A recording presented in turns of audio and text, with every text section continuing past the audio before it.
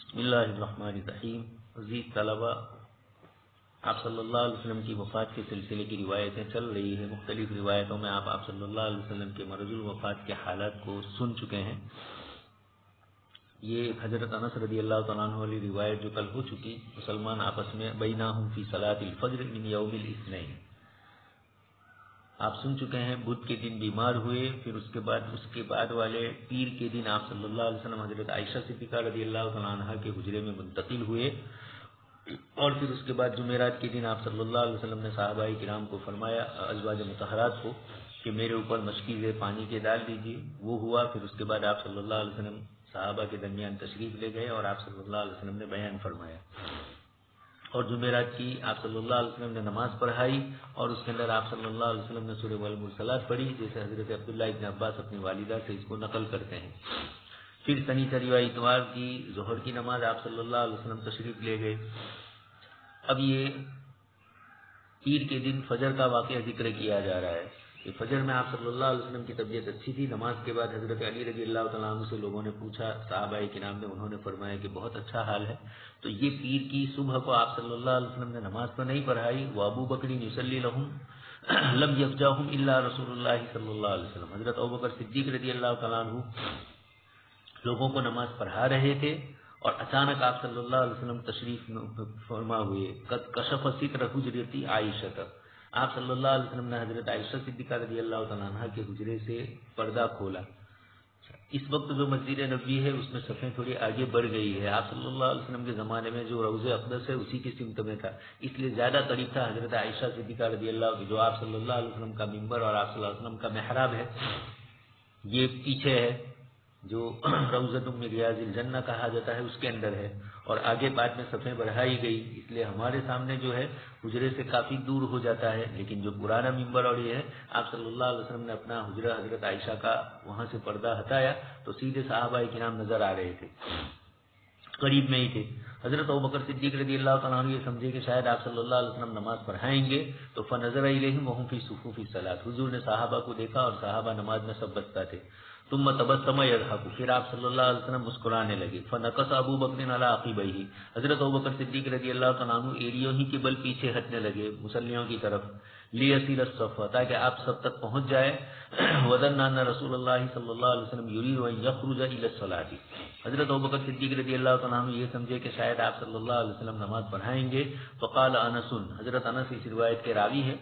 وہ یہ فرماتے ہیں کہ وہم المسلمون ان یفتتنوا فی صلاتہم،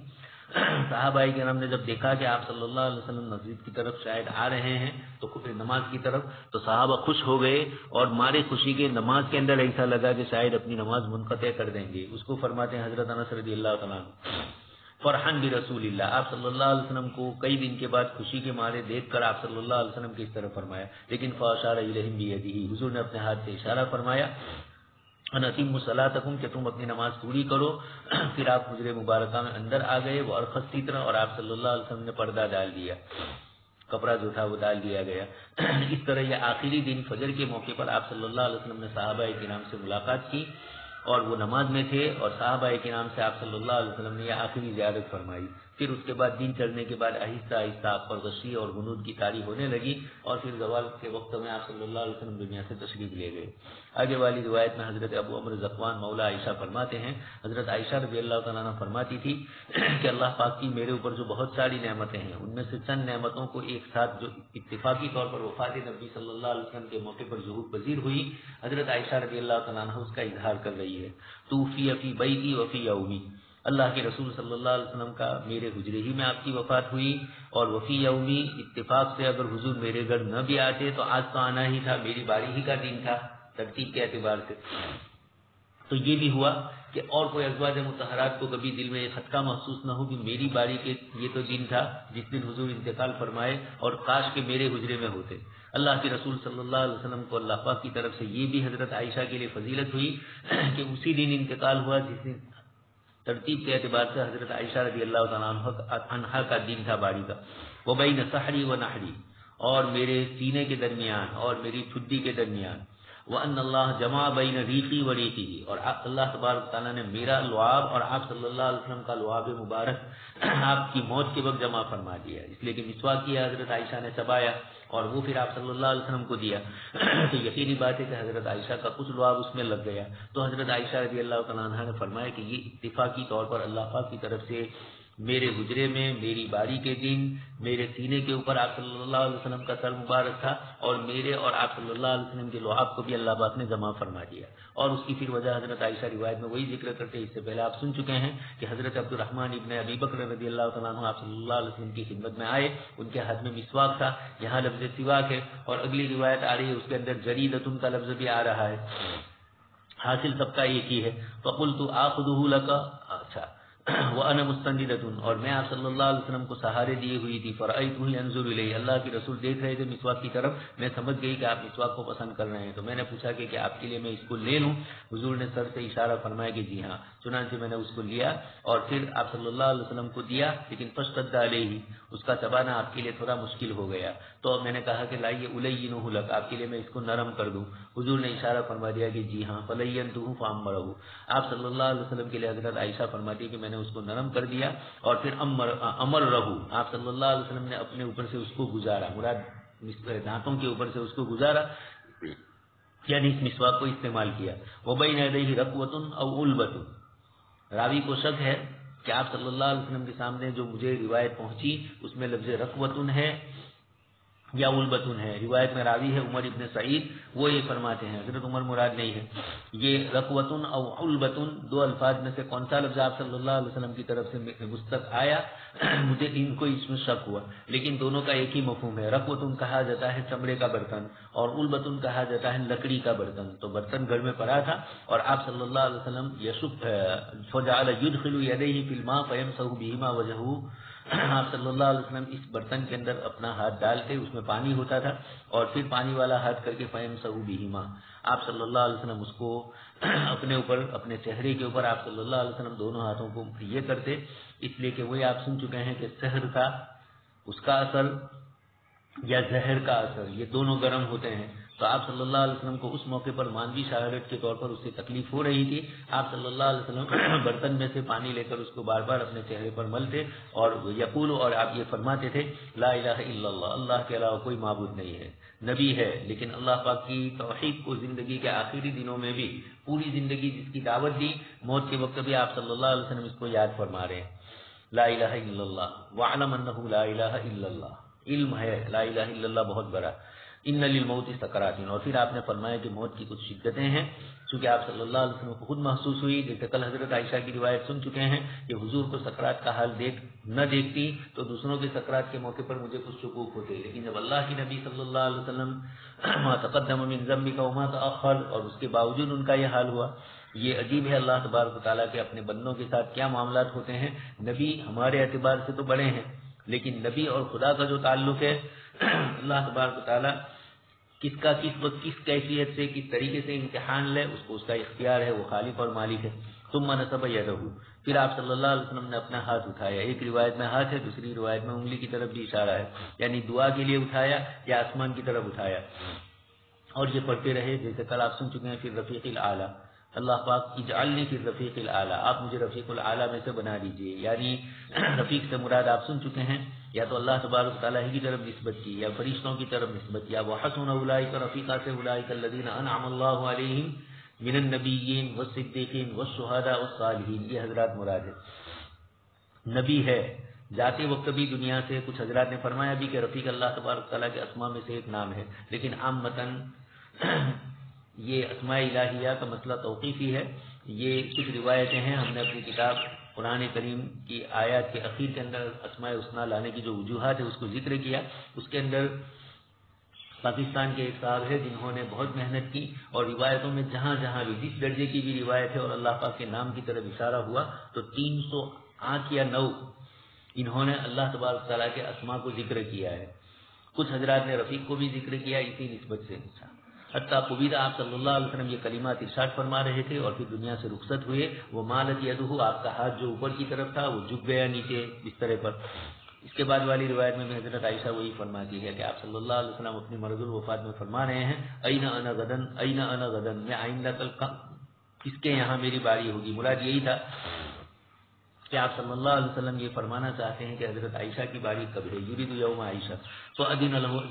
ازواج مطہرات سمجھ گئی تو انہوں نے اجازت دے دی، یکون حیث شاء، آپ کو جس کے یہاں رہنا ہو۔ فکان بی بیت عائشہ، آپ صلی اللہ علیہ وسلم حضرت عائشہ ہی کے حجرے میں رہے یہاں تک کہ دنیا سے آپ رخصت ہوئے۔ حضرت عائشہ فرماتی ہے فمات فی الیوم الذی، اللہ کے رسول صلی اللہ علیہ وسلم دنیا سے اسی دن رخصت ہوئے، الذی کان یدور علی فی بیتی، جس میں میرے ہی گھر کی طرف آپ صلی اللہ علیہ وسلم کا چکر لگانا تھا، یعنی میری ہی باری تھی۔ فقبضہ اللہ، اللہ تبارک تعالیٰ نے آپ کی روح کو قبض فرمائی، اس حال میں کہ آپ کا سر مبارک میرے سینے اور میری ٹھڈی کے درمیان تھا، اور آپ صلی اللہ علیہ وسلم کا تھوک اور میرا تھوک مل گیا۔ حضرت عائشہ نے پھر اس کی وضاحت کی، حضرت عبد الرحمن آئے اور پھر اس طریقے سے فاقانی ہی فقزمتہ، میں نے عبد الرحمن سے لیا اور پھر اس کو چبایا، ثم مزقتہ، ٹھیک کیا اور پھر میں نے اس کو چبایا، دانتوں کے کنارے سے میں نے اس کو کاٹا اور پھر اس کے بعد مزقتہ، اچھی طریقے سے میں نے اس کو چبایا، ثم فاعطیتہ، حضور کو دیا، فسن به، اور آپ صلی اللہ علیہ وسلم یہ فرما رہے تھے مسواک مستند الی صدری، اور آپ کا سر مبارک میرے سینے سے ٹیک لگایا ہوا تھا۔ حضرت عائشہ کی دوسری روایت میں بھی وہی ہے، توفی النبی صلی اللہ علیہ وسلم فی بیتی وفی یومی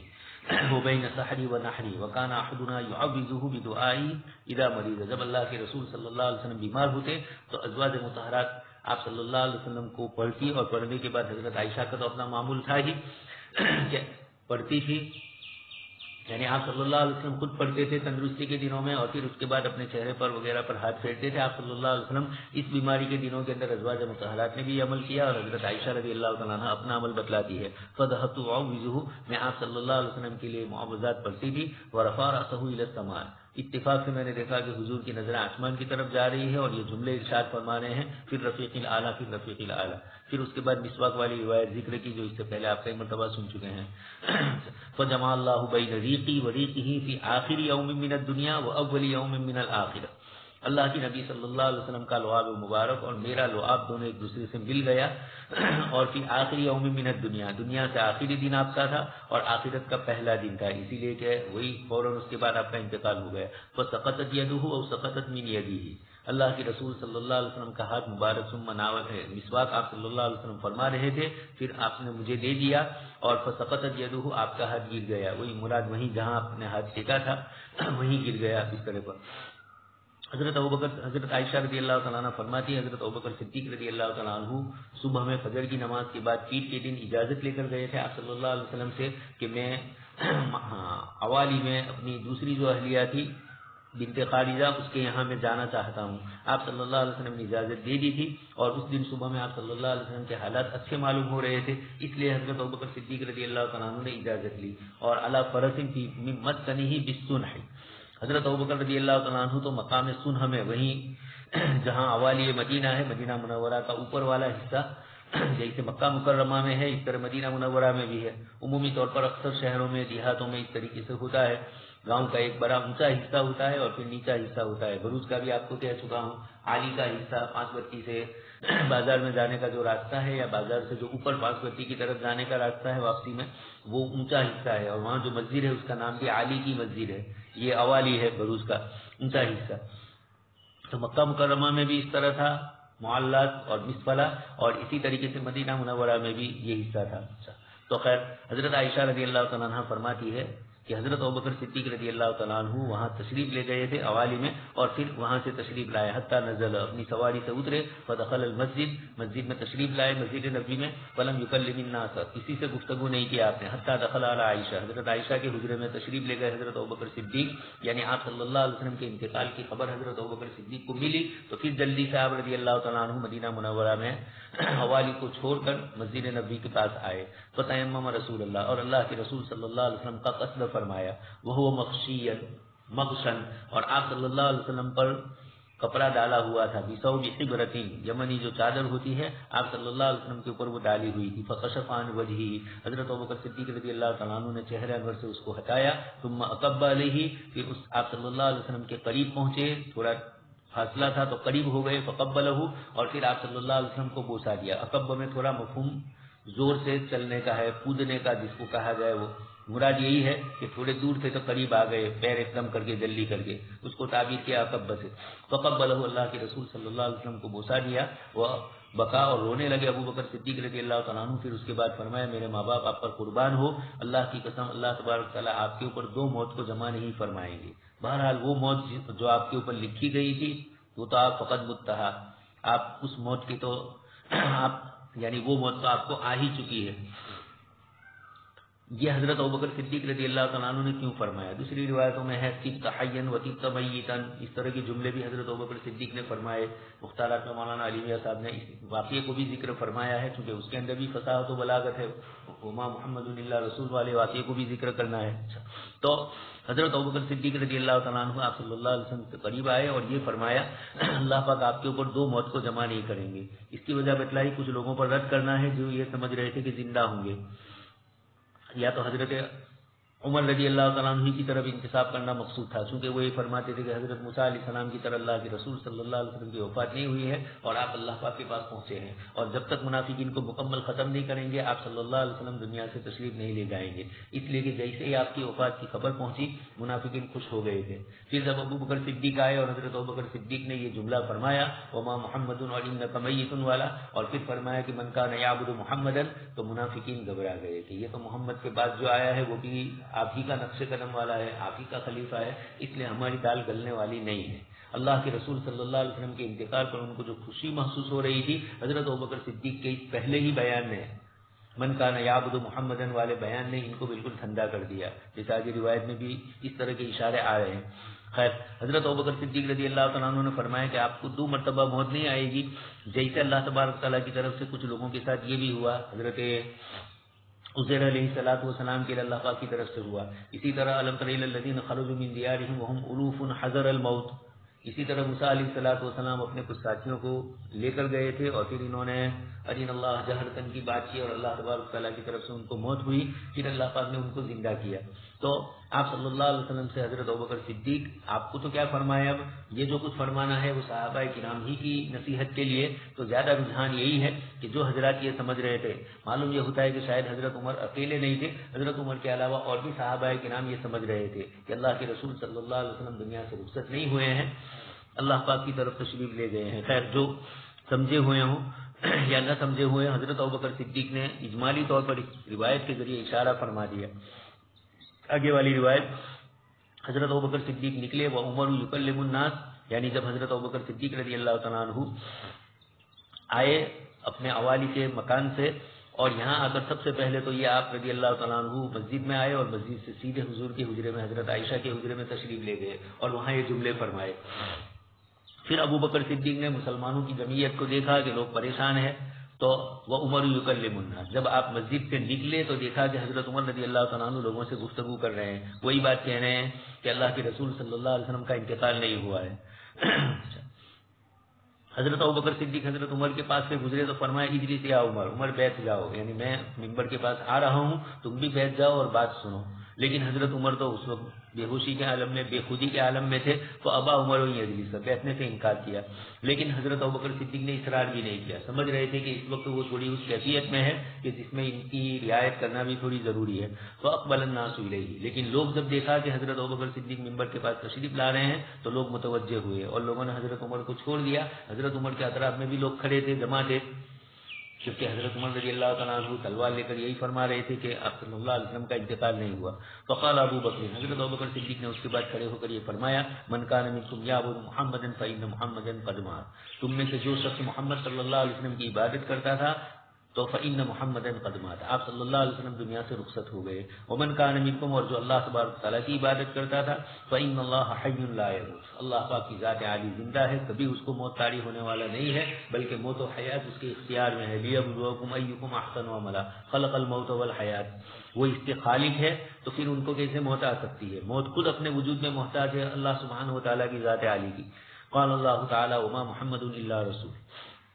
اللہ پاک نے فرمایا محمد صلی اللہ علیہ وسلم نہیں ہے مگر رسول، قد خلت من قبلہ الرسل، ان سے پہلے بھی انبیاء کرام علیہ الصلوۃ والسلام اور رسول دنیا سے رخصت ہو چکے ہیں، قد خلت آئے ہیں اور تشریف لے گئے ہیں، یہ آپ جان چکے ہیں۔ غزوہ احد کے موقع پر جب آپ صلی اللہ علیہ وسلم کے متعلق خبر مشہور ہو گئی تھی کہ آپ صلی اللہ علیہ وسلم شہید ہو گئے، تو اس موقع پر صحابہ پر غم تھا، اللہ پاک نے یہ آیت انہی مواقع پر نازل فرمائی تھی۔ پھر اس کے بعد ایک مدت تک صحابہ اس کو پڑھتے رہے، لیکن جب اللہ کے رسول صلی اللہ علیہ وسلم کا انتقال ہوا تو آیت ذہن سے ذہول ہو گیا ہوتا ہے ایسا۔ کبھی کبھار کوئی مسئلہ پوچھتے ہیں اور ہم بتلا بھی دیتے ہیں، پھر سمجھ میں آتا ہے کہ اس سلسلے میں تو آیت بھی موجود ہے فلانی، تو یہ اس طریقے سے ذہول ہوا۔ اللہ تبارک تعالیٰ کی یہ آیت کریمہ جب حضرت ابوبکر صدیق رضی اللہ تعالیٰ عنہ نے پڑھی تو حضرت عبداللہ ابن عباس جو اس روایت کے راوی ہے، عبداللہ ابن عباس رضی اللہ تعالیٰ عنہ فرماتے ہیں واللہ لکأن الناس لم يعلم، اللہ کی قسم ایسا لگ رہا تھا کہ لوگوں کو یہ آیت معلوم ہی نہیں تھی کہ اللہ پاک نے آیت کریمہ نازل فرمائی، یہاں تک کہ حضرت ابوبکر صدیق نے تلاوت کی تو ایک دم سے لوگوں کے ذہن میں آ گئی۔ یہی اللہ پاک کی طرف سے کچھ اللہ کی ابقری شخصیتیں ہوتی ہے، ایسے نیک اور صالح بندے ہوتے ہیں، موقع اور حالات کے لحاظ سے وہ اس طریقے کی گفتگو کرتے ہیں، اللہ پاک کی طرف سے ان کے دل میں القاء کی جاتی ہے۔ فَتَلَقَّاهَا مِنْهُ النَّاسُ كُلُّهُمْ، اب جب حضرت ابوبکر صدیق نے آیت پڑھی تو لوگوں کی زبان پر یہ آیت ہی جاری ہو گئی، ہر ایک یہی پڑھنے لگا، اس لیے کہ کیفیت بھی وہی تھی۔ تو اب جب یہ فرمایا گیا وَمَا مُحَمَّدٌ إِلَّا رَسُولٌ أَفَإِن مَّاتَ أَوْ قُتِلَ انقلبتم عَلَىٰ أَعْقَابِكُمْ، اگر ان کا انتقال ہو جائے یا شہید کر دیے جائیں تو کیا تم ایڑیوں کے بل پیچھے ہٹو گے؟ یعنی ہرگز نہیں۔ تو اس موقع پر بھی اپنے آپ کو سنبھالو، یہ آیت بالکل ایسی اس موقع پر تھی کہ ایسا معلوم ہو رہا تھا کہ ابھی ہی گویا نازل ہوئی ہے۔ فما اسمع بشرا من الناس الا يتلوها، ابن عباس فرماتے ہیں کہ ہر ایک کی زبان پر، چھوٹے بڑے مرد اور عورت، سب کی زبان پر یہ آیت نکلنے لگی اور سب سمجھ گئے کہ یہ آیت تو اللہ پاک نے پہلے سے ہی فرما دی تھی۔ فاخبرنی سعید بن المسیب، روایت کے راوی ہے امام ابن شہاب زہری رحمۃ اللہ علیہ، وہ یہ فرماتے ہیں کہ یہ روایت کا ایک تو مضمون وہ ہے، اور ایک حضرت سعید ابن مسیب رحمۃ اللہ علیہ نے مجھے یہ بھی بتلایا کہ حضرت عمر رضی اللہ تعالیٰ عنہ نے فرمایا واللہ ما هو الا ان سمعت ابا بکر تلاها، اللہ کی قسم وہ آیت نہیں تھی مگر یہ کہ میں نے حضرت ابوبکر صدیق رضی اللہ تعالیٰ عنہ سے سنا کہ انہوں نے اس آیت کی تلاوت کی، تو فاقرت حتى ما تقلني رجلاي، بس میں بیٹھ گیا، یعنی میرے کھڑے ہونے کی ہمت نہیں ہوئی۔ دو وجوہات، ایک تو یہ کہ میں اپنے آپ کو اس آیت سے غافل پا رہا تھا، اور اچانک جب یہ آیت کا ایک دم میرے سامنے ذکر ہوا تو میرے سامنے اس آیت کی تاب میں نہیں لا سکا۔ ابو بکر صدیق کی فراست ایمانی اور فراست خلیفہ رسول جو تھی اس کی بنیاد کے اوپر میں اپنا جو لوگوں کے سامنے اپنا نظریہ بتلاتا تھا وہ نظریہ صحیح نہیں تھا، اس بنیاد پر بھی ایک دم سے میرے اوپر دو اثرات ہوئے۔ ایک تو وما محمد والے آیت نے بتلا دیا کہ حضور دنیا سے رخصت ہو گئے ہیں، اور ابو بکر کی زبان سے نکلا، اور ابو بکر کو وہ اپنے سے بڑا افضل سمجھ رہے تھے، اس لیے اب دو باتوں کا، ایک تو اللہ کے رسول کے متعلق وہ سمجھ رہے تھے وہ عقیدہ غلط، وہ نظریہ غلط تھا، اور اس بنیاد کے اوپر آپ کو یہ بھی احساس ہوا کہ میرا نظریہ غلط ہے، یعنی ایک تو وہ، اور ایک یہ کہ حضور کے متعلق اب تک یہ سمجھ رہے تھے کہ زندہ ہے، جیسے ان کا خود کا نظریہ، لیکن اب جب ابو بکر صدیق نے یہ فرمایا تو یقین ہو گیا کہ آپ دنیا سے رخصت ہو گئے۔ یہ دونوں غم اور ہم نے، ایک اپنی علم کی، اپنے نظریے کی تردید کر رہا، اور دوسرا ہے کہ نظریے کی تردید میں پھر غم اور پریشانی ہے کہ اللہ کے رسول حقیقت میں دنیا سے رخصت ہو گئے۔ ان چیزوں نے مجھے بٹھا دیا، یعنی میری کھڑے ہونے کی ہمت، ظاہری جسم تو سلامت تھا لیکن ایسے مواقع کے اوپر آدمی کے اوپر غم طاری ہوتا ہے، آدمی پر فکر طاری ہوتا ہے۔ اب تک میں لوگوں کے سامنے جو بیان کر رہا تھا اور لوگوں کو میں روک رہا تھا، حضور کے انتقال کی خبر کی نفی کر رہا تھا، یہ چیزیں بھی، اور پھر ابو بکر صدیق کے اس موقع پر آیت کے پڑھنے نے، حضرت عمر رضی اللہ تعالیٰ عنہ فرماتے ہیں کہ گویا مجھے بٹھا دیا، یعنی میری ہمت ہی نہیں ہوئی، حتی احویت الی الارض، میں زمین کی طرف مائل ہونے لگا، گر پڑا، حین سمیعتہ تلاها ان نبی صلی اللہ علیہ وسلم قد مات، جس وقت انہوں نے آیت پڑھی اور میں نے اس کو سنا۔ آگے والی روایت حضرت عائشہ ابن عباس سے نقل کرتے ہیں، ابا بکر قبل النبی صلی اللہ علیہ وسلم بعد موتہ، یہ امام بخاری اس روایت کو لا کر بتلاتے ہیں کسی کے انتقال کے بعد اس کو بوسہ دیا جا سکتا ہے، لیکن شرعی حدود میں رہتے ہوئے مردوں اور عورتوں کے جو شرعی مسائل ہیں اس کا اعتبار کرتے ہوئے کیا جائے۔ آگے حضرت عائشہ فرماتی ہے لددناہ فی مرضہ، آپ صلی اللہ علیہ وسلم کے منہ میں ہم نے ایک کونے سے دوا ڈالی، چھوٹے بچوں کو آپ دیکھ رہے ہیں، ایک ہے لدود اور ایک اس کے علاوہ بھی دوسری شکلیں کتاب الطب کے اندر آپ سن چکے ہیں ناک سے کبھی دوائی ڈالی جاتی ہے، کبھی منہ سے ڈالی جاتی ہے. عموماً چھوٹے بچوں کو آپ دیکھتے ہیں پلانے کی دوائی ہوتی ہے تو ان کو پلانا تھوڑا مشکل ہوتا ہے، تو ان کا ایک ہونٹ کھلا اور دوسرا بند کیا جاتا ہے اور ایک کونے سے ڈال لی جاتی ہے اور ناک تھوڑا بند کر دیا جاتا ہے ہلکا سا. یہ اس طرح کی شکل اسی لیے کی جاتی ہے تاکہ اندر چلا جائے وہ. آپ صلی اللہ علیہ وسلم جب بیمار ہوئے اور یہ آخری اتوار کے دن کا کچھ حضرات نے فرمایا یہ اس طرح کا جو معاملہ ہوا ہے، صحابہ کرام یہ سمجھے کہ آپ صلی اللہ علیہ وسلم کو شدید تکلیف ہے اور آپ صلی اللہ علیہ وسلم کو شاید ذات الجنب یہ پہلو کی دائیں بائیں پہلوؤں کی طرف اندر گیس چلا جاتا ہے، اس کو ذات الجنب کہا جاتا ہے. اس میں زیتون کا استعمال ہوتا ہے اور عود ہندی مشکات میں آپ سن چکے ہیں ہندی عود آتی ہے، یہ جو عطر میں استعمال ہوتا ہے، اگربتی جس کو ہم بولتے ہیں، لیکن ایک مخصوص قسم کا عود ہے آسام کے جنگلوں میں پایا جاتا ہے. اجمل والے جو عطر والے ہیں ان کے یہاں یہ ملتا ہے. تو آپ صلی اللہ علیہ وسلم نے صحابہ کرام کو عمومی طور پر بہت ساری بیماریوں کے متعلق فرمایا علیکم بالعود الہندی، تمہارے لیے عود ہندی کا استعمال کرنا ہے. تو اس کے دو مفہوم ذکر کیے ہیں. کچھ حضرات نے اور بھی لفظ ذکر کیا ہے، جیسے آج کل ہمارے یہاں گوگل، ایک تو گوگل سرچ انجن ہے وہ الگ ہے موبائل انٹرنیٹ کے اندر، اور ایک گوگر یا گوگر اس طرح کا لفظ بولا جاتا ہے ہندی میں بھی گجراتی میں بھی. اور یہ جڑی بوٹی ہے اور یہ تھوڑی خشک ہوتی ہے، اس لیے وہ اس قسم کی گیس وغیرہ چیزوں کو ختم کرتی ہے. ہمارے یہاں گجراتی میں بھی بولتے ہیں مہاراج گوگل گوگر کا لفظ آتا ہے، اخیر میں رہا آتا ہے. تو اس قسم کی یہ جڑی بوٹیاں ہوتی ہے جو تھوڑی گیس کو ختم کرنے والی ہوتی ہے. یہی حال کلونجی کے اندر بھی ہے. یہ جتنی اس قسم کی چیزیں ہیں یہ خشک ہوتی ہے اور تھوڑی گرم ہوتی ہے. گیس کو ختم کرنے کے لیے ان کا زیادہ، اسی طرح دال چینی ہے، تج ہمارے یہاں جو بولتے ہیں، اس قسم کی یہ چیزیں. تو اسی میں سے یہ ذات الجنب کی جو تکلیف ہوتی ہے، صحابہ یہ سمجھے کہ شاید آپ صلی اللہ علیہ وسلم کو یہ تکلیف ہے. آپ صلی اللہ علیہ وسلم نے منع فرمایا کہ مجھے اس طرح منہ کے اندر یہ دوائی مت دو، یعنی زیتون اور یہ عود ہندی استعمال مت کرو. لیکن وہ لوگ یہ سمجھے کہ بیمار ہے اس لیے شاید آپ صلی اللہ علیہ وسلم منع کر رہے ہیں. اور آپ جانتے ہیں کہ ایسے حالات کے اندر بیمار کچھ بھی کریں، لوگ جو طاقتور لوگ ہوتے ہیں یا جو ان کے قریبی رشتہ دار ہوتے ہیں وہ پھر بھی دوائی دے ہی دیتے ہیں ان کے انکار کرنے کے باوجود. یہاں بھی صحابہ کرام نے حضور کے منع کرنے کے بعد حضور سے محبت اور تعلق کی بنیاد پر یہ کیا. اسی کو فرماتے حضرت عائشہ لددناہ فی مرضہ، مرض الوفات میں ہم نے آپ صلی اللہ علیہ وسلم کو لدود کیا، یعنی منہ کا ایک حصہ کھلا رکھ کر، ایک شکن کھلی رکھ کر منہ کے اندر دوائی ڈالی. فجعل یشیر الینا، آپ صلی اللہ علیہ وسلم فرماتے بھی رہے، اشارہ بھی کرتے رہے، اللہ تعالیٰ دنیا ہاتھ سے ایسا کیا ہوگا آپ نے نفی. تو آپ صلی اللہ علیہ وسلم نے منع بھی کیا کہ یہ دوائی، یعنی مجھے بیماری ہی نہیں ہے کہ جس کی بنیاد پر تم یہ دوائی مجھے دے رہے ہو، ذات الجنب کی بیماری مجھے ہے ہی نہیں. خیر، یہ خاص کر کے خاصرہ کا حصہ، یہ پچھلا حصہ جو ہوتا ہے وہیں پر یہ درد ہوتا ہے. یہ آج کل کے ڈاکٹر لوگ دوسری دوائیاں دیتے ہیں اور طب نبوی میں اور حکما کے یہاں اس قسم کی گیس کو ختم کرنے والی اور اس طرح کی چیز تو گیس بننے والی چیزوں ہی کو وہ لوگ روکتے ہیں کہ پھر اس طرح ذات الجنب کی تکلیف ہو. لیکن یہ تکلیف بھی بڑی شدید ہوتی ہے اور مسلسل ہوتی رہتی ہے. تو آپ صلی اللہ علیہ وسلم نے فرمایا کہ مجھے یہ بیماری نہیں ہے، لہذا تم لوگ مجھے یہ دوائی مت دو. پھر اس کے بعد آپ پر بے ہوشی طاری ہو گئی.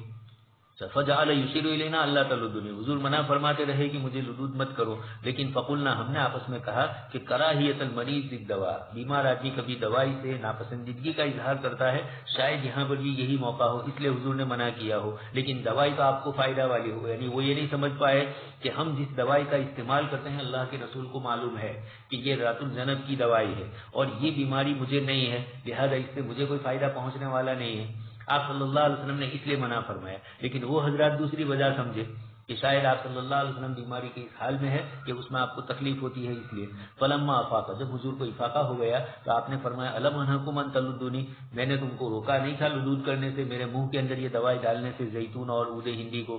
قلنا کراہیت المریض للدواء، ہم نے کہا کہ شاید ہم یہ سمجھے. فقال، آپ نے فرمایا لا يبقى احد فی البیت الا لد،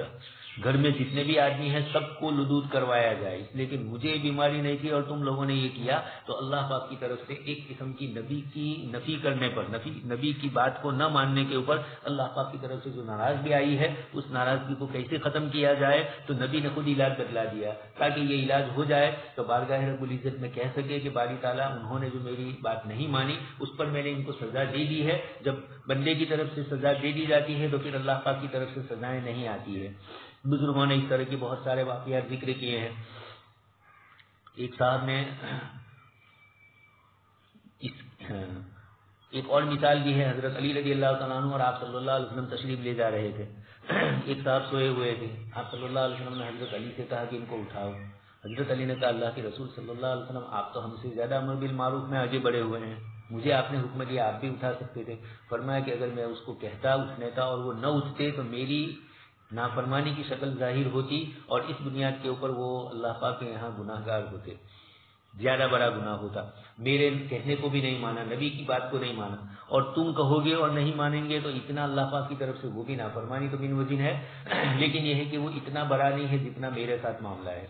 اسی طرح ایک بزرگ کو لوگوں نے، ایک آدمی ستاتا رہتا تھا، برداشت کرتے رہتے تھے، ایک دن اتفاق سے اس نے پھر ستانا شروع کیا تو بزرگ نے لوگوں سے کہا کہ ان کو ایک تماشا مارو،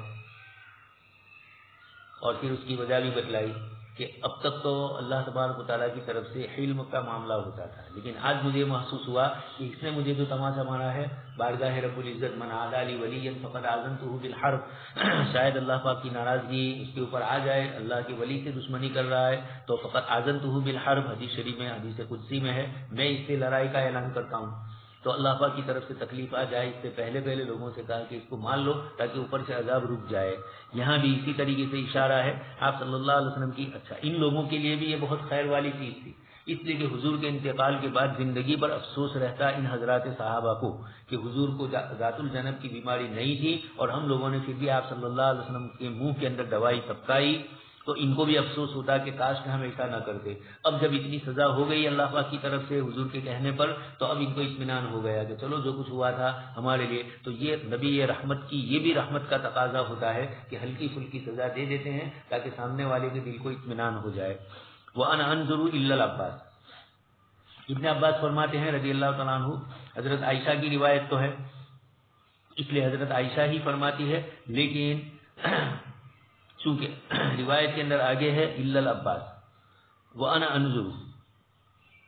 گھر میں کوئی بھی باقی نہیں رہا۔ حضرت عائشہ رضی اللہ تعالیٰ عنہ فرماتی ہے کہ سب کو آپ صلی اللہ علیہ وسلم نے لدود کروایا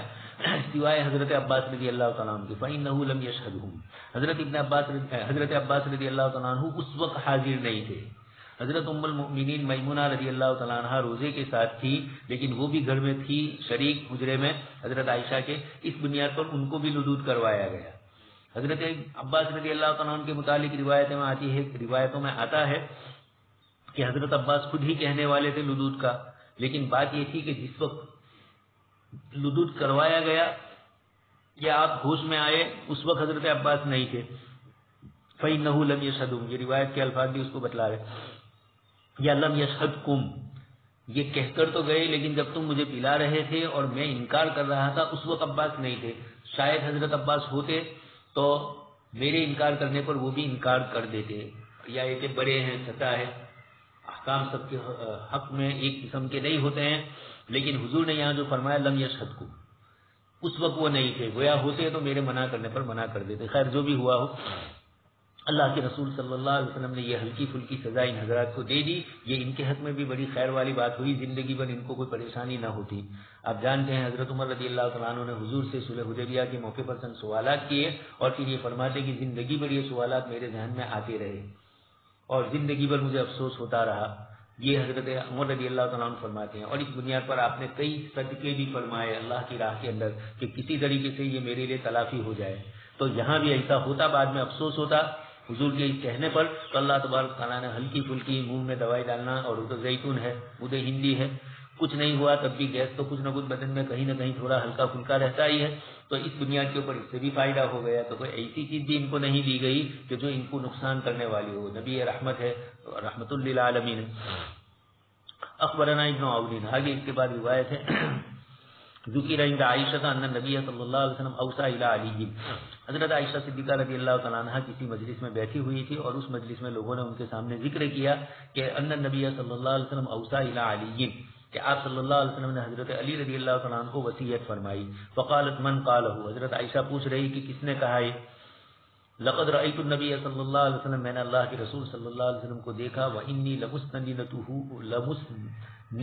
إلى صدری، اور میں ٹیکا لگائے ہوئے تھی حضور ٹیکا لگائے ہوئے تھے میرے سینے کی طرف. فدعا بالتست، آپ صلی اللہ علیہ وسلم نے ایک چھوٹا سا تست منگوایا تاکہ آپ صلی اللہ علیہ وسلم اس کے اندر لعاب مبارک، یعنی بیمار تھے لعاب وغیرہ بلغم وغیرہ کچھ نکلے تو آپ اس کو اس میں ڈالنے کے لیے تست کو منگوایا، پیالی رکابی جیسی کوئی چیز منگوائی. فن خانا تھا، اور پھر فوراً اس کے بعد آپ صلی اللہ علیہ وسلم دنیا سے رخصت ہوئے، یعنی مائل ہو گئے ایک طرف، یعنی جھک گئے. آپ جانتے ہیں ہاتھ اونچا تھا تو وہ ہاتھ نیچے گر گیا. فما، تو آپ دنیا سے رخصت ہوئے. وما شعرت، اور میں نے محسوس نہیں کیا. فکیف اوصى الی علی، یعنی مرض الوفات میں مسلسل حضور میرے ہی حجرے میں تھے اور میں مسلسل حجرے میں حاضر تھی، اور کسی موقع پر میں نے نہیں دیکھا کہ آپ صلی اللہ علیہ وسلم نے حضرت علی رضی اللہ تعالیٰ عنہ کے لیے خلافت کی کوئی وصیت کی. معلوم یہ ہوتا ہے کہ یہ مسائل اسی وقت سے کچھ لوگوں نے چلائے تھے. منافقین کی ایک بڑی جماعت موجود تھی. کتاب الوصایا میں بھی امام بخاری رحمۃ اللہ علیہ اس روایت کو لائے ہیں. تو یہ خلافت کے متعلق حضرت علی کے لیے وصیت کی بات حضرت عائشہ صدیقہ رضی اللہ تعالیٰ عنہ کے بعد کے زمانے میں، حضرت عائشہ تو ماشاءاللہ کافی مدت اس کے بعد حیات رہی، تو حضرت عائشہ رضی اللہ تعالیٰ عنہ کی مجلس میں کسی موقع پر کسی نے یہ بات ذکر کی، اس لیے کہ وہی محدثہ تھی تو حضرت عائشہ، اور وہ واقعی میں حاضر تھی، تو حضرت عائشہ رضی اللہ تعالیٰ عنہ نے فرمایا کہ مسلسل میں حضور کی مجلس میں حاضر تھی اور آپ کی آخری کیفیت تک میں وہاں رہی. کسی بھی وقت آپ صلی اللہ علیہ وسلم نے کسی کے لیے کوئی وصیت نہیں فرمائی. پھر یہ کہنے والا کہاں سے بات لے آیا؟ حضرت علی نے تو فرمایا نہیں تھا کہ کسی موقع پر وہ اکیلے ہوں حضور نے فرمایا ہو. یہ گفتگو تو لوگوں کی طرف سے آ رہی ہے. حضرت علی رضی اللہ تعالیٰ عنہ نے کسی بھی موقع پر یہ جملہ نہیں فرمایا. اس لیے جب علی شیر خدا اس جملے کو ذکر نہیں کر رہے ہیں، اب بعد میں لوگ اپنی طرف سے اس قسم کی باتوں کو بڑھائے، جیسے اس زمانے میں بھی کچھ لوگوں نے بڑھائی اور بعد میں تو اور زیادہ لوگوں کو موقع ملا. لیکن یہ بات وہ تھی کہ حضرت علی نے اپنی طرف سے کبھی اس طرح کا انتصاب نہیں فرمایا، بلکہ ایک موقع پر روایت بخاری ہی میں ہے، حضرت علی رضی اللہ تعالیٰ عنہ سے پوچھا کہ کیا اللہ کے رسول صلی اللہ علیہ وسلم نے خصوصی طور پر آپ کو کچھ وصیتیں فرمائی ہیں؟ تو کہا جی ہاں، اور پھر جی ہاں کہنے کے بعد وہ باتیں بتلائی جو سب کو معلوم تھی. یعنی یہ شکوک اور شبہات حضرت علی کے رضی اللہ تعالیٰ عنہ کے سامنے بھی پیش آئے اور آپ رضی اللہ تعالیٰ عنہ نے اس کا حل اسی وقت بتلا دیا کہ جی ہاں. اور پھر آپ نے جو احکام ذکر کیے، جو مسائل ذکر کیے، وہ تھے جس میں کوئی خصوصیت نہیں تھی، سب کے لیے وہ مسائل تھے. حضرت علی رضی اللہ تعالیٰ عنہ نے جو مسائل ذکر فرمائے تو لوگوں نے کہا کہ کیا کوئی وصیت کی؟ حضرت علی نے فرمایا کہ جی ہاں. اچھا ہوا کہ حضرت علی رضی اللہ تعالیٰ عنہ نے خود ہی اس کی وضاحت فرما دی. اب اس کے بعد بھی اگر اس طریقے کی ادھر ادھر کی باتیں کی جائے تو یہ اس طرح کی بیکار اور لغویات ہے. حضرت علی رضی اللہ تعالیٰ عنہ نے خود کہا کہ جی وصیت کی، اور پھر وصیت کون سی ذکر کی؟ کتاب اللہ والی. کچھ مسائل تھے، مومن کافر کا وارث ہوتا ہے، کافر مومن کا وارث ہوتا ہے یا نہیں ہوتا ہے، یہ جو اس طرح کی روایتیں ہیں ان کو ذکر کیا. کچھ اور دیت کے مسائل ذکر کیے. حضرت علی رضی اللہ تعالیٰ عنہ کے پاس ایک چیز تھی، پوچھا کہ کیا اس میں کچھ خصوصیت ہے؟ کہا لو. اور لینے کے بعد لوگوں نے دیکھا تو اس کے اندر مسائل شرعی تھے، اور وہ مسائل تھے جس میں کوئی حضرت علی رضی اللہ تعالیٰ عنہ کی خصوصیت نہیں، بلکہ اسلامی نظام میں مملکت کے اندر جو مسائل ہوتے ہیں ان مسائل کو ذکر فرمایا. سوال تو عبداللہ ابن ابی اوفا. اس کے بعد والی روایت حضرت طلحہ رحمۃ اللہ علیہ فرماتے ہیں، طلحہ ابن مصرف، کہ میں نے عبداللہ ابن ابی اوفا سے پوچھا کہ کیا اللہ کے رسول صلی اللہ علیہ وسلم نے کوئی وصیت فرمائی؟ انہوں نے کہا کہ نہیں. فقلت کیف کتب علی الناس الوصیۃ، میں نے پوچھا کہ پھر قرآن کریم میں وصیت کا جو لفظ آیا ہے یہ کیسے لوگوں کے اوپر وصیت فرض کی گئی؟ او امیروا بها، یا لوگوں کو کیسے حکم دیا گیا؟ قال اوصى بکتاب اللہ. حضرت عبداللہ ابن ابی اوفا رضی اللہ تعالیٰ عنہ نے فرمایا کہ اللہ تبارک و تعالیٰ کی کتاب کی وصیت فرمائی آپ نے. گویا یہ اس زمانے میں بھی یہ مسئلہ چلتا رہا. یعنی ایک صاحب کو اشتباہ اس بنیاد پر ہوا کہ کتاب اللہ کی وہ آیت جس کے اندر دوسرے پارے کے اندر وصیت کا ذکر ہے اور وہ آیت منسوخ ہو چکی ہے، آیت میراث نے اس کو منسوخ کر دیا. شروع میں یہ تھا، بلکہ شروع میں آپ سن ہی چکے ہیں مہاجر اور انصار میں جن میں موافقات تھی وراثت ان میں بھی چلتی تھی، لیکن جب وراثت والی آیت نازل ہوئی تو وہ وراثت پھر ان میں باقی نہیں رہی. اسی طرح وصیت کا حکم بھی اس کے بعد وجوبیت سے منسوخ ہو گیا. اب سنیت اب مستحب اور استحباب والا رہے، اور پھر وصیت کا لفظ بھی عمومی ہے. بہت سارے بیچارے عوام آتے ہیں مسئلہ پوچھنے کے لیے کہ وصیت نامہ لکھنا، تو وصیت دو قسم کا وصیت نامہ ہوتا ہے. ایک تو عمومی طور پر وصیت کا مفہوم ہم سمجھتے ہیں کہ جاہل عوام نہیں جانتے ہیں وصیت کیا. وہ وصیت سے یہ مراد لینا چاہتے ہیں کہ ہمارا جو مال وغیرہ ہے، ہماری جو ملکیت ہے، وہ ہمارے لڑکے لڑکیوں میں اور ہماری بیوی میں کس طرح تقسیم کی جائے. اس کے لیے وہ وصیت کا لفظ یعنی پہلے سے ہم لکھوا کر جائیں. ایک صاحب آئے، ماسٹر صاحب تھے ریٹائر ہونے والے اور ماشاءاللہ دعوت و تبلیغ میں لگے ہوئے. وہ آئے وصیت کا لفظ لے کر. میں نے ان کو کہا کہ وصیت کے دو مفہوم ہیں. آپ نے جو وصیت پڑھی کہ اللہ کے رسول صلی اللہ علیہ وسلم نے فرمایا کہ مومن صبح نہ کرے مگر اس حال میں کہ اس کا وصیت نامہ اس کے پاس ہو. یہ دین کی باتیں اپنی اولاد کے سلسلے میں یا اپنا مالی حق وغیرہ جو کچھ ہو، یہ مجموعی طور پر سب کے اوپر وہ وصیت صادق آتی ہے. لیکن اب جو لوگ مسائل پوچھنے آتے ہیں بیچارے، وہ تو صرف وراثت کے مسائل کے لیے آتے ہیں، لیکن بولتے ہیں اس میں بھی وصیت کا لفظ. اسی طرح ایک اور صاحب آئے وصیت نامہ، تو وہ پورا کا پورا وصیت نامہ، چونکہ وہ تھوڑے زیادہ پڑھے لکھے تھے، بزرگوں سے زیادہ تعلق تھا، تو وہ وصیت نامہ بزرگوں کا لے کر میرے پاس آئے اور یہ کہا کہ جب بزرگوں نے سب نے وصیت نامہ لکھا، ابھی بھی ماشاءاللہ وہ باحیات ہے، 20-25 سال پہلے وصیت نامہ لے کر آئے تھے، ابھی بھی عبادات وغیرہ کی ادائیگی میں، ابھی بھی زندگی کے آخری دنوں میں ہے، پھر بھی ماشاءاللہ متوجہ ہے. تو وہ مکمل لے کر آئے جس کے اندر دین شریعت کی باتیں اپنے لیے، اپنی اولاد کے لیے، پھر وراثت کے مسائل اور اس طرح دوسرے حقوق جتنے بھی تھے ان کے لوگوں کے ساتھ، ان تمام کو لکھ کر لائے. میں نے کہا یہ بزرگوں والا وصیت نامہ ہے. تو دونوں چیزیں ہیں. تو کتاب اللہ نے جو وصیت کا ذکر فرمایا اس کی طرف بھی عمومی طور پر اشارہ. کتاب اللہ میں جو ہے وہ تو وصیت، وہ تو بعد میں منسوخ ہو چکی، وہ وصیت ہی ہے، لیکن یعنی مسائل وراثت اور مسائل وصیت ہی میں سے ہے وہ. لیکن حدیث شریف میں جو فرمایا گیا کہ وصیت نامہ، تو اس کے اندر حقوق مالیہ بھی شامل، بلکہ وہی سب سے زیادہ ہے، اس لیے کہ اس کا تعلق حقوق سے ہے. اور اپنی اولاد کو نیکی، دینداری، تقوی، طہارت کی بھی وصیت کی جائے. تو اس کا جواب دے دیا کہ یہ جو وصیت مراد ہے، آپ صلی اللہ علیہ وسلم نے کتاب اللہ کی وصیت فرمائی. یعنی آپ نے فرمایا ترکت فیکم، میں تمہارے درمیان دو چیزیں چھوڑ کے جاتا ہوں، ما ان تمسکتم بہ لن تضلوا، اگر تم اس کو پکڑے رہو گے تو کبھی بھی گمراہ نہیں ہوں گے.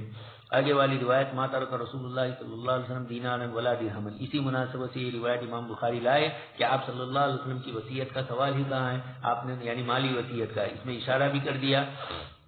کہ کیا کیا چیزیں نبی دنیا سے چھوڑ کر گئے ہیں. یعنی مرض الوفات کا قصہ ہے تو مرض الوفات کی مناسبت سے اس کو بھی ذکر کر دیا. آپ صلی اللہ علیہ وسلم نے نہ دینار چھوڑے تھے، نہ درہم چھوڑے تھے، نہ غلام چھوڑا تھا، نہ کوئی باندی چھوڑی تھی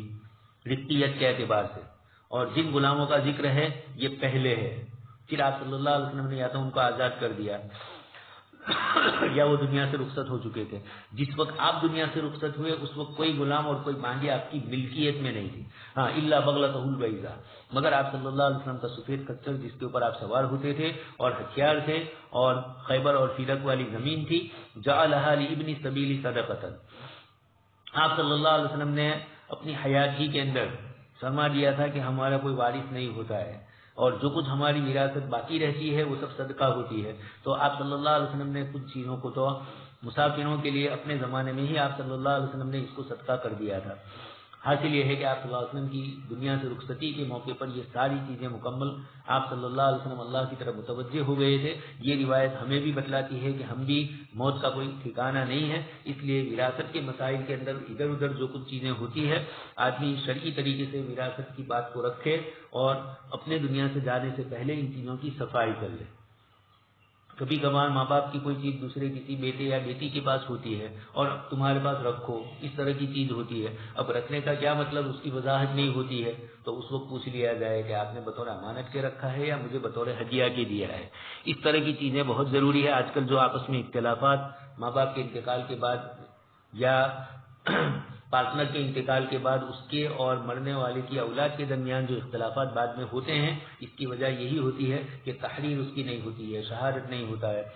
یہ شہید گواہ بنانا نہیں ہوتا ہے. گواہ وغیرہ کا شرعی اصول اور ضابطہ مقرر کر کے کیا جائے تو اس قسم کے اختلاف نہیں ہوتے ہیں. ماں باپ اس وقت سمجھتے ہیں اس میں کیا لکھنے کا، لیکن بعد میں یہ مسائل کھڑے ہوتے ہیں. اس لیے ضروری ہے. تھوڑے دن پہلے ایک صاحب مسئلہ لے کر آئے کہ میرے والد صاحب کے پاس ایک صاحب نے ایک چیز، ہمارا کھیت تھا اور وہ گروی کے طور پر لیا تھا اور اب وہ چھوڑ نہیں رہے ہیں اور یہ اور وہ اس طرح کی باتیں. انہوں نے، اور چونکہ اتفاق یہ تھا کہ وہ چھوٹا تھا، کھیت پورا مکمل نہیں تھا، تو ایکتریکرن گجراتی میں جو بولتے ہیں یعنی نام پہ نہیں کر سکتا تھا، اس بنیاد کے اوپر انہوں نے 2 آدمیوں کو گواہ بنا کر ایسا کیا. اب 1 آدمی دنیا سے رخصت ہو گئے. اب یہ لڑکا آیا ایک مدت کے بعد، والد صاحب کے انتقال کو تو کتنے سال ہو گئے، اس کے بعد آیا اور آ کر یہ کہا کہ اس طرح کا مسئلہ ہے، اور ہمیں وہ کاغذ بھی بتلا دیا 7 بار کی نقل جس کے اندر ان کے والد کا نام تھا. سامنے والے آدمی کو یہ فتویٰ پہنچا تو انہوں نے کہا کہ نہیں، انہوں نے جو آپ کو جو سوال پیش کیا ہے وہ غلط ہے،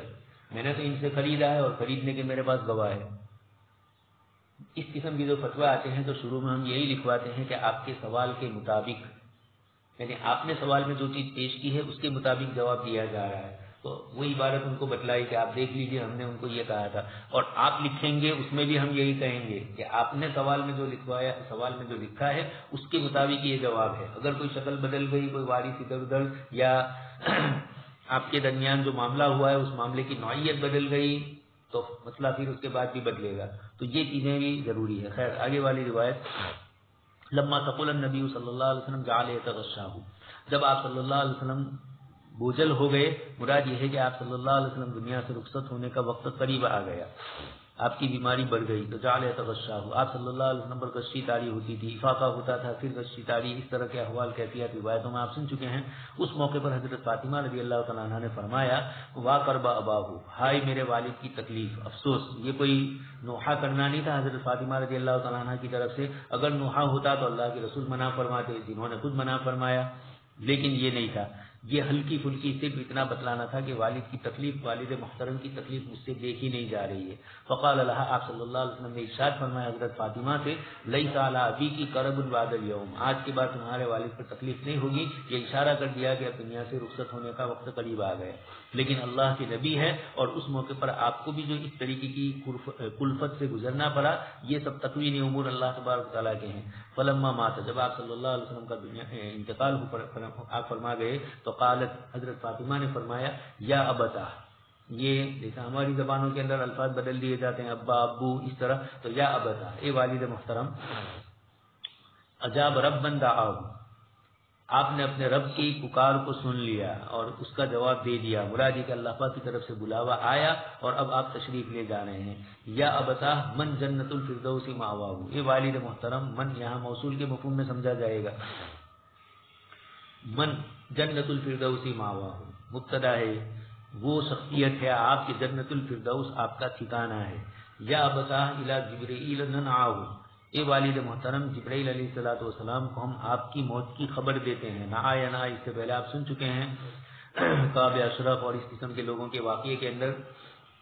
وہاں لفظ ننعا آیا ہے، ننعا، تو نعاینا اس کا معنی موت کی خبر دینا. حضرت فاطمہ رضی اللہ تعالیٰ عنہ کا یہ جملہ الی جبرائیل ننعاہ،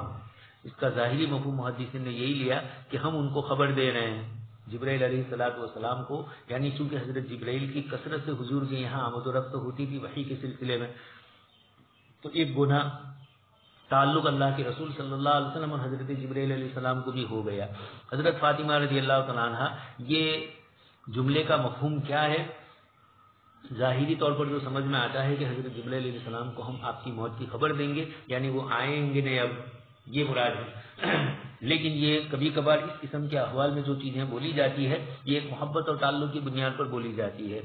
اس لیے اس کے مفہوم کی طرف وسیع مفہوم مراد لینا یہی زیادہ مناسب ہے کہ ہم یا تو روئیں گے یا ہم تعزیت ان کے سامنے کریں گے یا ہم ان کو خبر دیں گے. جیسے ہوتا ہے ایک آدمی کو معلوم ہوتا ہے کہ انتقال ہو گیا، اب جو مرنے والے کا قریبی رشتہ دار ہے وہ اس سے لپٹ جاتا ہے اور یہ کہتا ہے کہ ایسا ہوا ہے، یہ ہے وہ ہے، تو یہ سامنے والا بھی جانتا ہے. تو ہو سکتا ہے جبرائیل علیہ السلام کو بھی اللہ پاک کی طرف سے خبر ہو گئی ہو، لیکن حضرت عائشہ فاطمہ رضی اللہ تعالیٰ عنہ کی یہ جملے حضور سے محبت اور تعلق پر دلالت کرتے ہیں. چنانچہ آگے بھی آ رہا ہے، فلما دفن، جب آپ صلی اللہ علیہ وسلم کی تدفین ہوئی تو حضرت فاطمہ نے حضرت انس کو کہا، اطابت انفسکم ان تحسوا علی رسول اللہ صلی اللہ علیہ وسلم التراب، کیا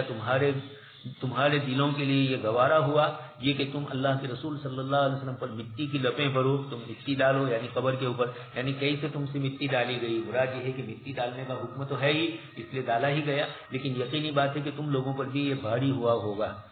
یہ جملے حضرت فاطمہ الزہرا رضی اللہ تعالیٰ عنہ سے ایسے نکلے جس میں اللہ تبارک و تعالیٰ کی طرف کوئی ایسا جملہ منسوب نہیں کیا گیا کہ جس میں ایسا محسوس ہوتا ہو کہ جس میں نوحہ وغیرہ کیا گیا. ہمارے یہاں اس پر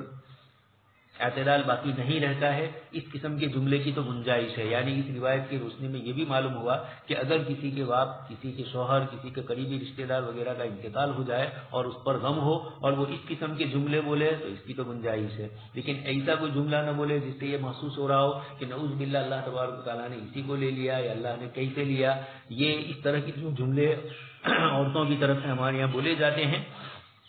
یہ جملے مناسب نہیں. حضرت فاطمہ نے جو جملے استعمال کیے بالکل معتدل جملے استعمال فرمائے. اطابت انفسکم میں حضرت انس کو خطاب کیا چونکہ وہی چھوٹے تھے اور وہی گھر کے خادم تھے اور دوسرے حضرات تو آپ کے لیے اجنبی تھے، لیکن اکیلے حضرت انس رضی اللہ تعالیٰ عنہ نے بھی مٹی نہیں ڈالی تھی اور بھی دیگر صحابہ کے نام شریک تھے، اس لیے یہ جواب دیا. ہمارے محشی رحمۃ اللہ علیہ فرماتے ہیں سقط انس عن الجواب رعایتاً. حضرت انس رضی اللہ تعالیٰ عنہ نے حضرت عائشہ صدیقہ حضرت فاطمہ الزہرا رضی اللہ تعالیٰ عنہ کی اس گفتگو کا کوئی جواب نہیں دیا، لیکن لسان حال سے یہ فرما رہے تھے لم یطب انفسنا، ہمارے دلوں کو بھی اچھا نہیں لگا ہے یہ، الا ان قہرنا ان فاعل ذلک امتثالا لامرہ صلی اللہ علیہ وسلم. ہم نے جو کچھ کیا حضور ہی کے ارشاد اور حضور کے فرمان سے. ہم نے آپ کو دیکھا کہ کسی اور مسلمان کا انتقال ہوتا تھا تو آپ صلی اللہ علیہ وسلم کی تدفین کس طرح کرتے تھے، تو اس لیے تو واقر بابا یہ نوحہ نہیں کہا جائے گا. اور پھر اس کے بعد 6 مہینے حضرت فاطمہ الزہرا رضی اللہ تعالیٰ عنہ حیات رہی. آگے باب روایت میں ہے فما ضحکت تلک المدت، ان 6 مہینوں کی مدت میں کبھی بھی حضرت فاطمہ الزہرا رضی اللہ تعالیٰ عنہ کی زبان پر ہنسی نہیں آئی، یعنی غم والد محترم کا. باب آخر ما تکلم النبی صلی اللہ علیہ وسلم، وہ آخری بات جو آپ صلی اللہ علیہ وسلم نے تکلم فرمائی وہ روایت آ چکی ہے. سعید ابن مسیب رحمۃ اللہ علیہ نے خبر دی حضرت امام زہری کو فی رجال من اہل العلم، یعنی ان لوگوں کے درمیان خبر دی جو بڑے نیک، یعنی جس مجلس میں خبر دی ایک تو یہ ترجمہ کہ اس مجلس میں بڑے نیک لوگ تھے، اور ایک من اہل العلم ان لوگوں سے خبر دی، یعنی حضرت سعید ابن مسیب خود اکابر تابعین میں سے. انہوں نے جن حضرات سے خبر دی یا تو وہ صحابہ کرام ہے یا انہی کے درجے کے اکابر تابعین میں سے ہے، تو وہی اہل علم ہوا. صرف تابعی نہیں تھے، سعید ابن مسیب کی مجلس میں علماء ہی ہوتے تھے، اس لیے آپ نے علماء کی مجلس میں فرمایا یا علماء کرام سے نقل کیا صحابہ یا تابعین سے کہ حضرت عائشہ رضی اللہ تعالیٰ عنہ فرماتی تھی. یہ روایت سعید ابن مسیب کے علاوہ دیگر طرق سے بھی آپ ابھی سن چکے ہیں. آپ صلی اللہ علیہ وسلم وہو صحیح، تندرستی کے دنوں میں یہ فرماتے تھے، روایت آ چکی ہے لم یقبض نبی، کوئی بھی نبی دنیا سے رخصت نہیں ہوئے یہاں تک کہ ان کو دنیا میں ہی ان کا جنت کا ٹھکانہ دکھلایا گیا اور پھر ان کو اختیار دیا گیا. یقینی بات ہے کہ جب جنت کے انعامات دیکھ لیں گے تو یہ نبیوں کے لیے ہوا. جیسے ارجعی الی ربک، اسی کے ضمن یا ایتھا النفس المطمئنہ کی تفسیر کرتے ہوئے بھی علماء نے یہی فرمایا کہ مومن کے لیے فرشتے آتے ہیں سارے انعامات اور اکرامات کی چیزیں لے کر، تو یقینی بات ہے کہ وہ مومن جنت کی طرف قریب ہوگا. حضرت عائشہ کو بھی آپ صلی اللہ علیہ وسلم نے روایت میں اسی طریقے سے فرمایا. حضرت عائشہ نے فرمایا کہ اللہ تبارک و تعالیٰ کی محبت اور معرفت اور اللہ تبارک و تعالیٰ سے قرب مومنین کو ہوتا ہے، لیکن موت ایک طبیعی چیز ہے کہ جس سے کراہیت ہوتی ہے. تو حضور نے اس کا جواب فرمایا کہ عائشہ بات ایسی نہیں ہے، لیکن جب مومن کی روح قبض ہوتی ہے تو پھر فرشتوں کا آپ نے ذکر کیا اس طریقے سے اس کا استقبال ہوتا ہے اور یہ جملہ کہا جاتا ہے یا ایتھا النفس المطمئنہ. تو یہاں پر بھی یہ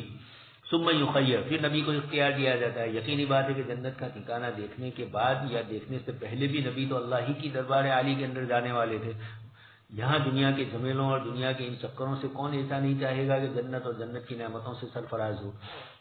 لیکن انبیاء کرام علیہ الصلوۃ والسلام کا یہ اعزاز ہوتا تھا کہ اللہ پاک کی طرف سے ان کو اس طرح اختیار دیا جاتا تھا. فلما نزل به ورأسه على فخذی، جب آپ صلی اللہ علیہ وسلم کو یہ بیماری آئی اور آپ صلی اللہ علیہ وسلم کا سر مبارک میری ران پر تھا، غشی علیہ، آپ پر بے ہوشی طاری ہوئی. ثم افاق، پھر آپ صلی اللہ علیہ وسلم کو افاقہ ہوا. آپ نے اپنی نگاہیں گھر کی چھت کی طرف لگائی اور پھر آپ نے فرمایا اللہم الرفیق الاعلی،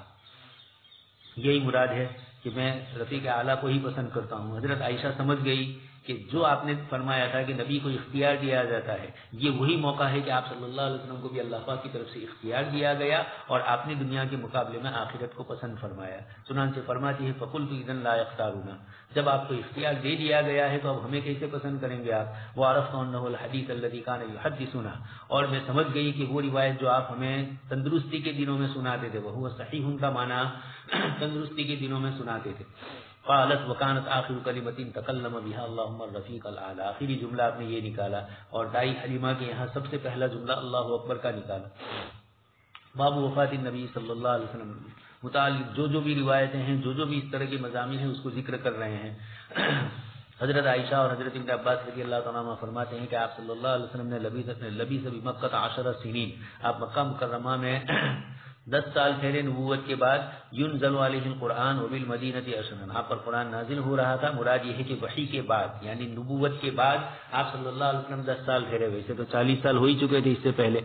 وبالمدینۃ عشرا، اور مدینہ منورہ میں بھی 10 سال ٹھہرے۔ یہ روایت ہے جس کے آپ سن چکے ہیں، شمائل میں بھی روایتیں آئے گی۔ 7 سال کی عمر کا بھی تذکرہ ہے، اور 63 سال کا بھی تذکرہ ہے، اور 65 کا بھی تذکرہ ہے۔ دوسری اس کے بعد والی روایت ہے عروہ ابن زبیر حضرت عائشہ رضی اللہ تعالیٰ عنہ سے نقل فرماتے ہیں، آپ صلی اللہ علیہ وسلم وفات پائی وہ ابن 63 اور آپ 63 سال کی عمر کے تھے۔ یہی جمہور کا قول ہے۔ حضرات محدثین نے اسی کو زیادہ معتبر سمجھا ہے، لیکن چونکہ ذخیرہ احادیث میں 7 والی روایت بھی ہے تو انہوں نے اوپر کے 3 کے عدد کو کم کر دیا، قصر کر دیا اس کا، اور کچھ حضرات نے ان 3 کے ساتھ مزید 2 کا اضافہ کیا اور 65، جیسا ہم لوگ بھی کبھی بولتے ہیں تو 7-65 بولتے ہیں، 70-80 بولتے ہیں، بیچ کا عدد ہوتا ہے لیکن اس کا تعین نہیں ہوتا، تو اس طریقے سے عبارت ذکر کر دی جاتی ہے۔ یہاں پر بھی اس طریقے سے تینوں قول ہے، 65 کے بھی ہے، 63 کے بھی ہے، اور اوپر والی روایت 60 سال۔ مکہ مکرمہ میں 10 سال ٹھہرے، جبکہ مکہ مکرمہ میں 53 سال آپ ٹھہرے ہیں، یعنی نبوت کے بعد 13 سال ٹھہرے ہیں۔ تو وہ جو پہلے والے 3 سال ہے وہ فترت وحی کا دور ہے۔ اقرا بسمی کی آیت نازل ہو چکی تھی، اور پھر اس کے بعد 3 سال تک فترت وحی رہی، اور پھر اس کے بعد وحی تتابع اور تسلسل کے ساتھ آتی رہی، جیسے روایتوں میں آتا ہے۔ اس لیے کچھ حضرات محدثین فرماتے ہیں کہ ان 3 سالوں کو نہیں گنا گیا ہے، اس اعتبار سے یہاں 7 سال کا ذکر کیا ہے، قصر کو حذف کر دیا گیا ہے۔ اس روایت میں آپ صلی اللہ علیہ وسلم کی وفات کا ذکر نہیں ہے، عمر کا ذکر ہے۔ تو اب کیا ہوا؟ امام بخاری یہ کہنا چاہتے ہیں کہ جب وفات ہوئی اس سے پہلے کے 63 سال گن لیجئے، تو پیدائش بھی ہو گئی اور اس کے ساتھ ساتھ وفات کب ہوئی یہ بھی معلوم ہو گیا۔ مدینہ منورہ کے 13 سال اور مکہ مکرمہ کے 40 سال۔ حضرت عائشہ رضی اللہ تعالیٰ عنہ فرماتی ہیں قالت توفی، یہ امام بخاری رحمۃ اللہ علیہ کا عجیب و غریب استدلال ہوتا ہے۔ عبارت کے ظاہر سے جو مفہوم آتا ہے وہ تو سب کی سمجھ میں آتا ہے، اجلا تو ہوتا ہی ہے، لیکن اخفا کو وہ ذکر کرتے ہیں۔ آپ صلی اللہ علیہ وسلم گویا امام بخاری یہ کہتے ہیں کہ میری کتاب اور ترجمۃ الباب اور میری روایت اور حدیث شریف کے روایت اور ترجمہ، یا میرا روایتوں کو ذکر کرنا ایک باب کے ماتحت، یہ سوتے سوتے نہیں چلے گا، مکمل بیداری اور تیقظ کے ساتھ سنو گے تو ہی سمجھ میں آئے گا، ورنہ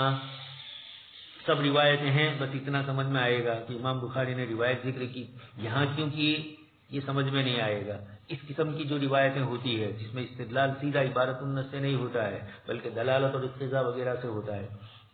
حضرت عائشہ صدیقہ باب بلا ترجمہ، چونکہ یہاں وفات کا ذکر نہیں ہے، اتنا ذکر ہے کہ آپ کی وفات کے وقت آپ کے پاس جو زیرہ تھی وہ زیرہ گروی رکھی ہوئی تھی ایک یہودی کے یہاں، اصل اس کا ذکر کرنا ہے، ابو الشہم جس کا نام رکھا گیا روایتوں میں آیا ہے۔ یہاں ہے بثلاثین صاع، 30 صاع کے بدلے میں، یعنی 30 صاع جو اس سے لیے تھے، ایک صاع 3.5 کلو کا ہوتا ہے، تو 3.5 کلو کو 30 سے ضرب دیا تو 100 کے قریب ہو جاتا ہے، یعنی 1 کنٹل کے قریب اس کے پاس سے جو لیے تھے۔ اور توفی، آپ صلی اللہ علیہ وسلم وفات پائی آپ نے، ودرہ مرہونۃ، اور آپ صلی اللہ علیہ وسلم کی زیرہ گیوی رکھی ہوئی تھی یہودی کے پاس 30 صاع کے بدلے میں۔ دوسری روایتوں میں 20 کا بھی ذکر ہے، اس سے کوئی فرق نہیں پڑتا ہے، عدد قلیل عدد کثیر کی نفی نہیں کرتا ہے، آپ جانتے ہیں۔ یہ آپ صلی اللہ علیہ وسلم کا دنیا سے بے رغبتی والا اور آپ صلی اللہ علیہ وسلم کا اپنے ساتھ جو معاملہ کرنا، دنیا کو حقیر سمجھنا، ان چیزوں کی طرف اشارے ہو رہے ہیں۔ اچھا، کچھ لوگوں نے یہ بھی فرمایا کہ آپ صلی اللہ علیہ وسلم نے یہودی سے کیوں لیا، کسی مسلمان سے بھی لے سکتے تھے۔ اس کا جواب یہ ہے کہ یا تو صحابہ کرام کے ساتھ بھی کبھی کبھار معاملے فرمائے، لیکن چونکہ صحابہ کرام اس قسم کی چیزوں میں پھر آپ صلی اللہ علیہ وسلم کے ساتھ معاملہ یہ کرتے تھے نہ لینے کی باتیں اور اس طرح، اور آپ صلی اللہ علیہ وسلم یہ چیزیں پسند نہیں فرماتے. یہ اہل علم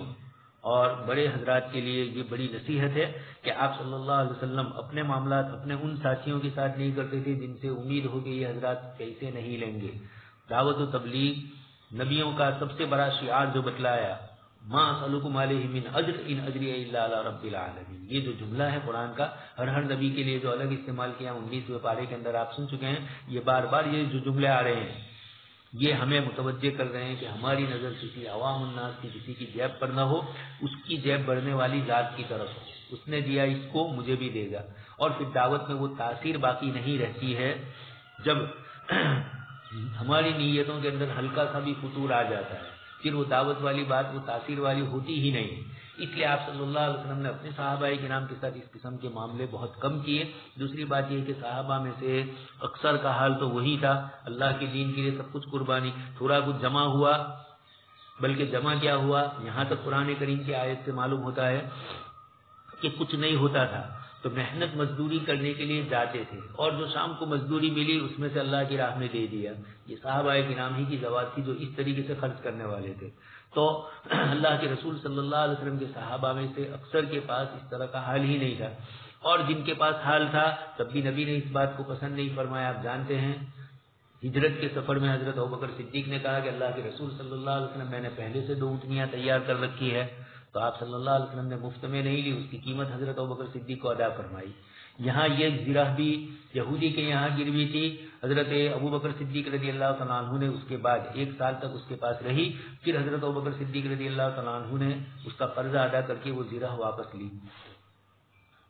آگے والی روایت باب بعث النبی صلی اللہ علیہ وسلم اسامہ بن زید فی مرضه الذی توفی فیہ. آپ صلی اللہ علیہ وسلم کا حضرت اسامہ ابن زید رضی اللہ تعالیٰ عنہ کو ملک شام کی طرف بھیجنا، فی مرضه الذی توفی فیہ، اس بیماری میں جس میں آپ صلی اللہ علیہ وسلم دنیا سے رخصت ہوئے. روایت اس سے پہلے آ چکی ہے. حضرت اسامہ استعمل النبی صلی اللہ علیہ وسلم اسامہ، آپ صلی اللہ علیہ وسلم نے حضرت اسامہ ابن زید رضی اللہ تعالیٰ عنہ کو مسلمانوں کا امیر مقرر فرمایا. فقالوا فیہ، تو صحابہ کرام میں سے کچھ حضرات کو ان کی کم عمری کی بنیاد کے اوپر کچھ شک پیدا ہوا کہ بھئی اتنا کم عمر آدمی اور بڑے بڑے صحابہ کی امانت وہ کر رہے ہیں. تو آپ صلی اللہ علیہ وسلم فرماتے ہیں قد بلغنی انکم قلتم فی اسامہ، تم نے حضرت اسامہ رضی اللہ تعالیٰ عنہ کے متعلق ایسی باتیں کہی وَإِنَّهُ أَحَبُّ النَّاسِ إِلَيَّ، جبکہ یہ میرے نزدیک لوگوں میں سب سے زیادہ پسندیدہ ہے. پسندیدہ ہونا مطلب یہ ہے کہ جس امر کے لیے میں بھیج رہا ہوں، نعوذ باللہ محض حضور سے تعلق اور حضرت زید کے صاحبزادے تھے، ام ایمن کے صاحبزادے تھے، اس لیے نہیں کیا، بلکہ نبی کی محبوبیت جب کسی کے ساتھ ہوتی ہے تو دین کی نسبت سے ہوتی ہے. جب نبی خود فرمائے رجلان تحابا فی اللہ اجتمع علیہ وتفرقا علیہ، تو پھر نبی خود جو بات فرمائے ان کا سب سے پہلے تو وہ مصداق ہوتے ہیں. اس لیے احبیت میں یہ سب چیزیں آ گئی، ان کی اس چیز کی قبولیت کے ساتھ ساتھ ان کا اس کا اہل ہونا، جیسے آگے روایت میں آ رہا ہے. بزرگوں نے اس طریقے سے کسی کے اہم ہونے اور اہلیت ہونے کی بنیاد پر تو کیا ہے. لیکن اب آج کل جو تھوڑا طریقہ چلنے لگا ہے مطلق اپنی اولاد کو ذمہ داریاں سونپنا، چاہے وہ اہل ہو یا نہ ہو. حضرت شیخ رحمۃ اللہ علیہ نے آپ پیٹی کے اندر خود بھائی طلحہ کے متعلق فرمایا، مولانا سلمان صاحب کی صلاحیت کے متعلق فرمایا، مولانا عقیل صاحب کے متعلق فرمایا. ہر ایک کی اپنی اپنی جو صفت اور صلاحیت تھی اس کے متعلق فرما کر بتلایا کہ یہ اس کا اہل اور یہ اس کا اہل. اس لیے اب یہ چیزیں کثرت سے ہوتی ہے. کہیں ایسا بھی ہوتا ہے کہ ماشاءاللہ والد محترم بھی بڑے نیک صالح علم والے تقوی والے، اور ان کے ساتھ اولاد بھی ان کی اسی طرح ہوتی ہے، بلکہ علم میں کبھی باپ سے بڑھ جاتی ہے. تو یقینی بات ہے کہ وہ اس کا علمی اعتبار سے بھی اہل ہے، اور انتظامی امور کی بھی اللہ پاک نے صلاحیت دی ہو تو اس کی نفی نہیں ہے. لیکن مطلق محض ابنیت کی بنیاد پر یہ روایت اس کی نفی کر رہی ہے. اسامہ ابن زید کو آپ صلی اللہ علیہ وسلم نے جو مقرر فرمایا، اس کے پیچھے یہاں کوئی اقربا پروری یا حضور سے قریبی تعلق اور محبتیں یہ نہیں تھا، یہ محبت دینی محبتیں تھیں. چنانچہ آگے والی روایت میں بھی فرماتے ہیں آپ صلی اللہ علیہ وسلم نے ایک جماعت کو روانہ فرمایا صحابہ کرام کی مقام ابنا کی طرف.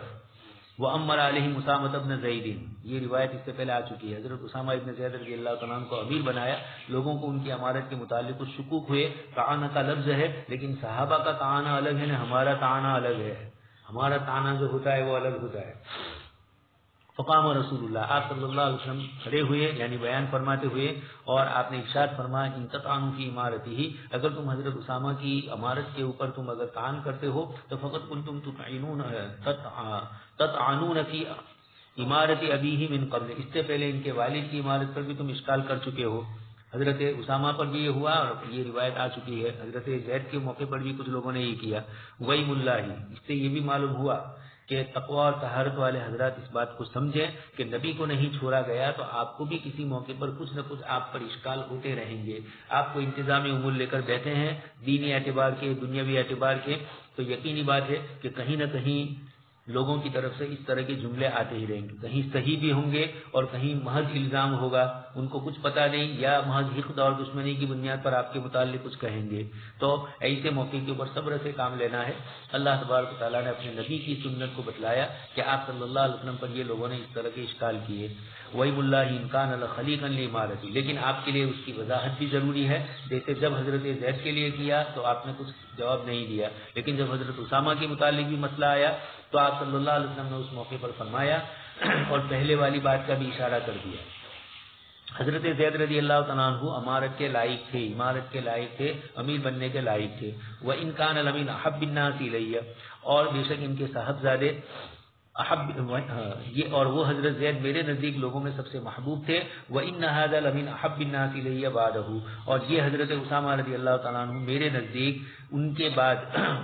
محبوب لوگوں میں سے ہے۔ خیر، یہ مرد الوفات میں چونکہ اس لشکر کو روانہ کیا تھا آپ نے، اور پھر وہ آگے بڑھا، اور اس سے پہلے خبر آ گئی، حضرت ام ایمن رضی اللہ تعالیٰ عنہ والدہ محترمہ نے پھر آپ صلی اللہ علیہ وسلم کو خبر دی، اور پھر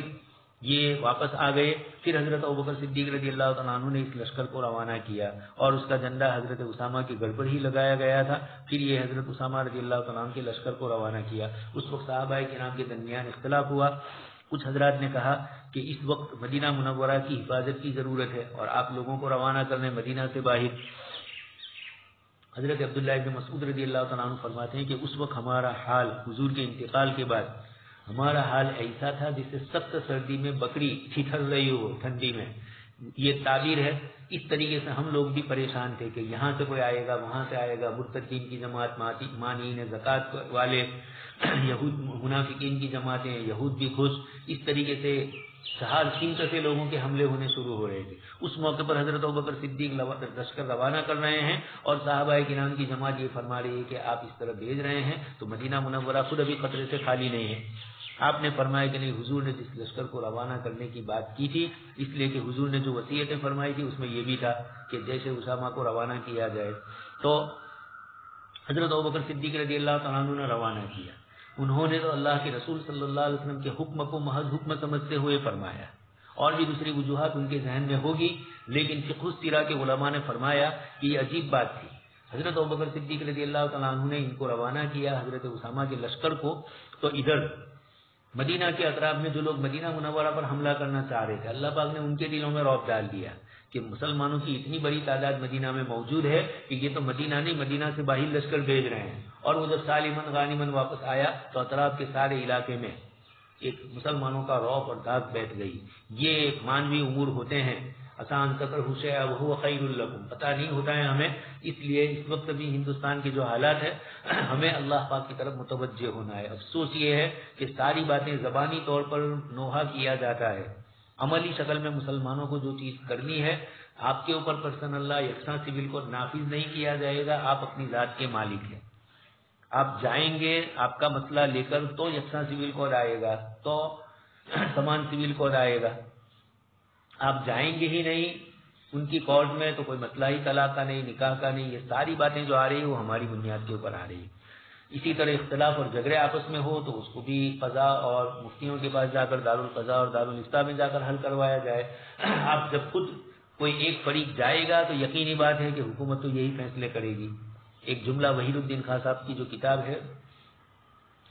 یکساں سول کوڈ، اس کے اندر انہوں نے لکھا، اور اس کے بعد بھی ان کا یہ مضمون ایک اور جگہ پر بھی میں نے پڑھا، انہوں نے یہ کہا کہ جس جج نے یہ ججمنٹ دیا تھا مسلمانوں کے خلاف، عام حالات میں ایک مرتبہ ان سے ملاقات ہوئی وحید الدین خان صاحب کی کسی سیمینار یا کسی موقع پر، جسٹس کے کچھ سیمینار تھے تو آپ نے کہا ان کو، وحید الدین خان صاحب نے ان کو کہا کہ آپ نے اس طرح کا فیصلہ کیا، اور کچھ باتوں میں کچھ دوسری جگہ پر لکھا ہے کہ کچھ صحافی نے ان سے سوال کیا کہ آپ کی ذات سے توقع نہیں تھی کہ آپ اس طرح کا سول کوڈ کے متعلق جواب دیں، آپ نے یہ ججمنٹ دیا۔ انہوں نے کہا کہ آپ لوگوں کو قرآن اور حدیث اللہ پاک نے دیا ہے، آپ اپنی کتاب کے مطابق اپنا فیصلہ کرتے، ہمارے پاس نہ آتے تو ہم یہ ججمنٹ نہ دیتے۔ جب آپ خود ہی آئے ہیں سیکولر حکومت کے پاس، اور حکومت کا ڈھانچہ سیکولر ہے اور اس کا اپنا ایک جسٹس کا ایک نظام ہے عدلیہ کا، تو اس عدلیہ کے نظام میں تو سیکولر نظام سے ہی ہم تمہارے سامنے گفتگو کریں گے، وہی ججمنٹ دیں گے۔ اس لیے یہ چیزیں ہمیں بتلاتی ہے کہ حالات ناخوشگوار آتے ہیں تو اقبال کہتے ہیں کہ سہیل فرس آدھا، یہ امتحان ہے تیرے ایمان کا، لیکن ہم ربنا لا تؤاخذنا اور ربنا ولا تحملنا ما لا طاقت لنا بھی فرمائیں گے، اس لیے کہ ہمیں تاب نہیں ہے۔ آگے آنے والے دنوں کے اندر مسلمانوں کے ایمان کا خطرہ ہے، مکاتب کے نظام کو پختہ اور مضبوط کرنا ہوگا، اور علماء کرام کو بھی چھوٹے بچوں کی تربیت مکاتب کے اندر اس طرح کرنی ہوگی کہ اسکول اور کالج والے جس طریقے سے ان کو نئی نئی چیزیں سکھلاتے ہیں اور نئے نئے انداز کے اندر باطل نظریات سمجھاتے ہیں، ہمیں بھی میٹھے اور اچھے انداز میں لکڑی لے کر چھوٹا مدرس 2 سال 3 سال کے بچے کے پاس لکڑی لے کر کھڑا ہوگا، یقینی بات ہے کہ نفسیاتی اثر اس کا یہی ہوگا کہ بچہ مدرسے کی طرف جانے سے بھاگے گا اور اسکول کی طرف شوق سے جائے گا، وہاں نظام دوسرا ہوتا ہے۔ اور ہم لوگ ہماری تربیت ہے معین المدرس اور تدریب المعلمین کا جو شعبہ ہے، محض پڑھانا سکھلانا نہیں ہے، اس کے ساتھ نفسیاتی چیزیں بھی جاننی ہے، چھوٹے بچوں کی نفسیات کیا ہوتی ہے۔ آپ دیکھ لیجئے حضرت مفتی کفایت اللہ صاحب رحمۃ اللہ علیہ، اتنے بڑے مفتی، لیکن تعلیم الاسلام میں کس انداز سے وہ بچوں کو سمجھاتے ہوئے فرما رہے ہیں، اللہ کے رسول میں کس طریقے سے ذکر کیا گیا، دینی تعلیم کے رسالے،